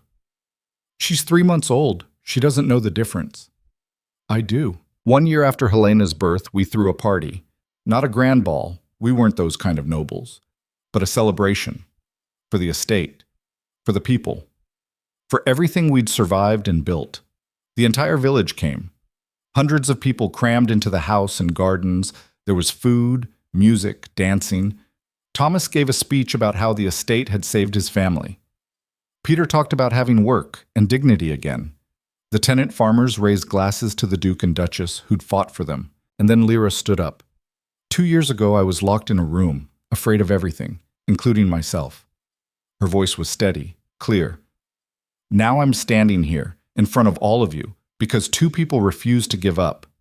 On this place. On our family. On me. She raised her glass. To Rowan and Elara, the most stubborn people I've ever met. Here, here, someone shouted.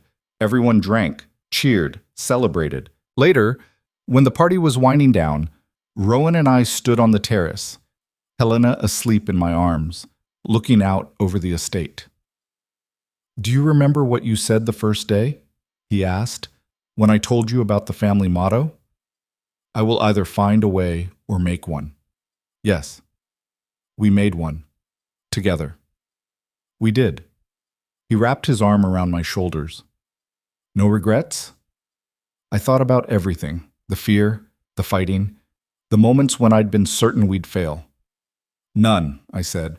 Not one. Good, because I'm going to need your help with something. What? The northern counties are struggling, bad harvests, corrupt officials. I was thinking we could expand, help them the way we helped here. I stared at him. You want to take on more? I want to build something bigger than just us, something that outlasts us. A legacy. I looked down at Helena, at her tiny perfect face, at the future sleeping in my arms. All right, I said, let's build a legacy. 5 years later, we'd done exactly that. The Blackthorn estate wasn't just one property anymore. It was a network. 7 estates, all operating on the same principles. Fair wages, tenant protections, investment in people over profit. It wasn't perfect. There were setbacks, arguments, failures. But it worked. And other nobles noticed. Some mocked us, called us radicals, idealists, fools. Others asked how we did it, how we'd turned dying properties into thriving communities. We told them, shared everything, because the goal wasn't just to save ourselves, it was to change the system. Lyra married James in a quiet ceremony, moved to the capital but visited often. Her art became famous across the continent. She used the money to fund schools and hospitals. Helena grew up fearless, curious, running through the halls her father had once walked alone. Learning from everyone, servants, tenants, nobles, it didn't matter. She's going to be trouble, Mrs. Carver said one day, watching 5-year-old Helena negotiate with the cook for extra cookies. She's going to be extraordinary, Rowan corrected. Same thing. One evening, 10 years after I'd first arrived at the estate, I found myself back in the drawing room where everything had started. Rowan was at his desk, working on proposals for expanding the school system. Do you ever think about how different things could have been? I asked. He looked up. What do you mean? If I'd refused the contract, if you'd turned me away, if we'd given up any of the dozen times we could have. Every day, he stood, cross to me. And every day, I'm grateful we didn't. Me too. He pulled me close. After all these years, his arms still felt like home. I love you, he said. I don't say it enough, but I do. You changed everything. We changed everything, together. Together, he agreed. Helena burst through the door, covered in mud and laughing. Mama, Papa, you have to see what Peter made. It's a whole mechanical bird that actually flies. Where have you been? I asked, eyeing the mud. The quarry. Peter said I could help test it, and it crashed into the pond, and I had to fish it out. But it's okay, because I think I can fix it if I just... Rowan caught her before she could run off again. Bath first, mechanical bird second. But no buts, go, now. She huffed but went, leaving muddy footprints across the carpet Mrs. Carver had just cleaned. She's exactly like you, Rowan said. She's exactly like us. Heaven help everyone else. We stood there, watching our daughter disappear up the stairs, listening to the sounds of a house full of life. This was what we'd fought for. Not just survival, not just wealth or status or power, but this, family, community, hope, a legacy that would outlast us all. And as I looked at Rowan, at the man who'd started as a stranger and become my partner in everything, I knew something with absolute certainty. We'd found our way, and it was beautiful. Years later, when people asked how we'd done it, how we'd taken a dying estate and turned it into a model for others, I always told them the same thing. We refused to accept what we were given. We fought for what we deserved, and we never ever gave up on each other. That was the real legacy, not the buildings we restored or the businesses we built, but the proof that even in the darkest circumstances, even when everything seemed lost, courage and stubbornness and love could rewrite any fate. We'd been traded, trapped, and treated like pawns in someone else's game, and we turned it all into something worth keeping, something worth fighting for, something that would last.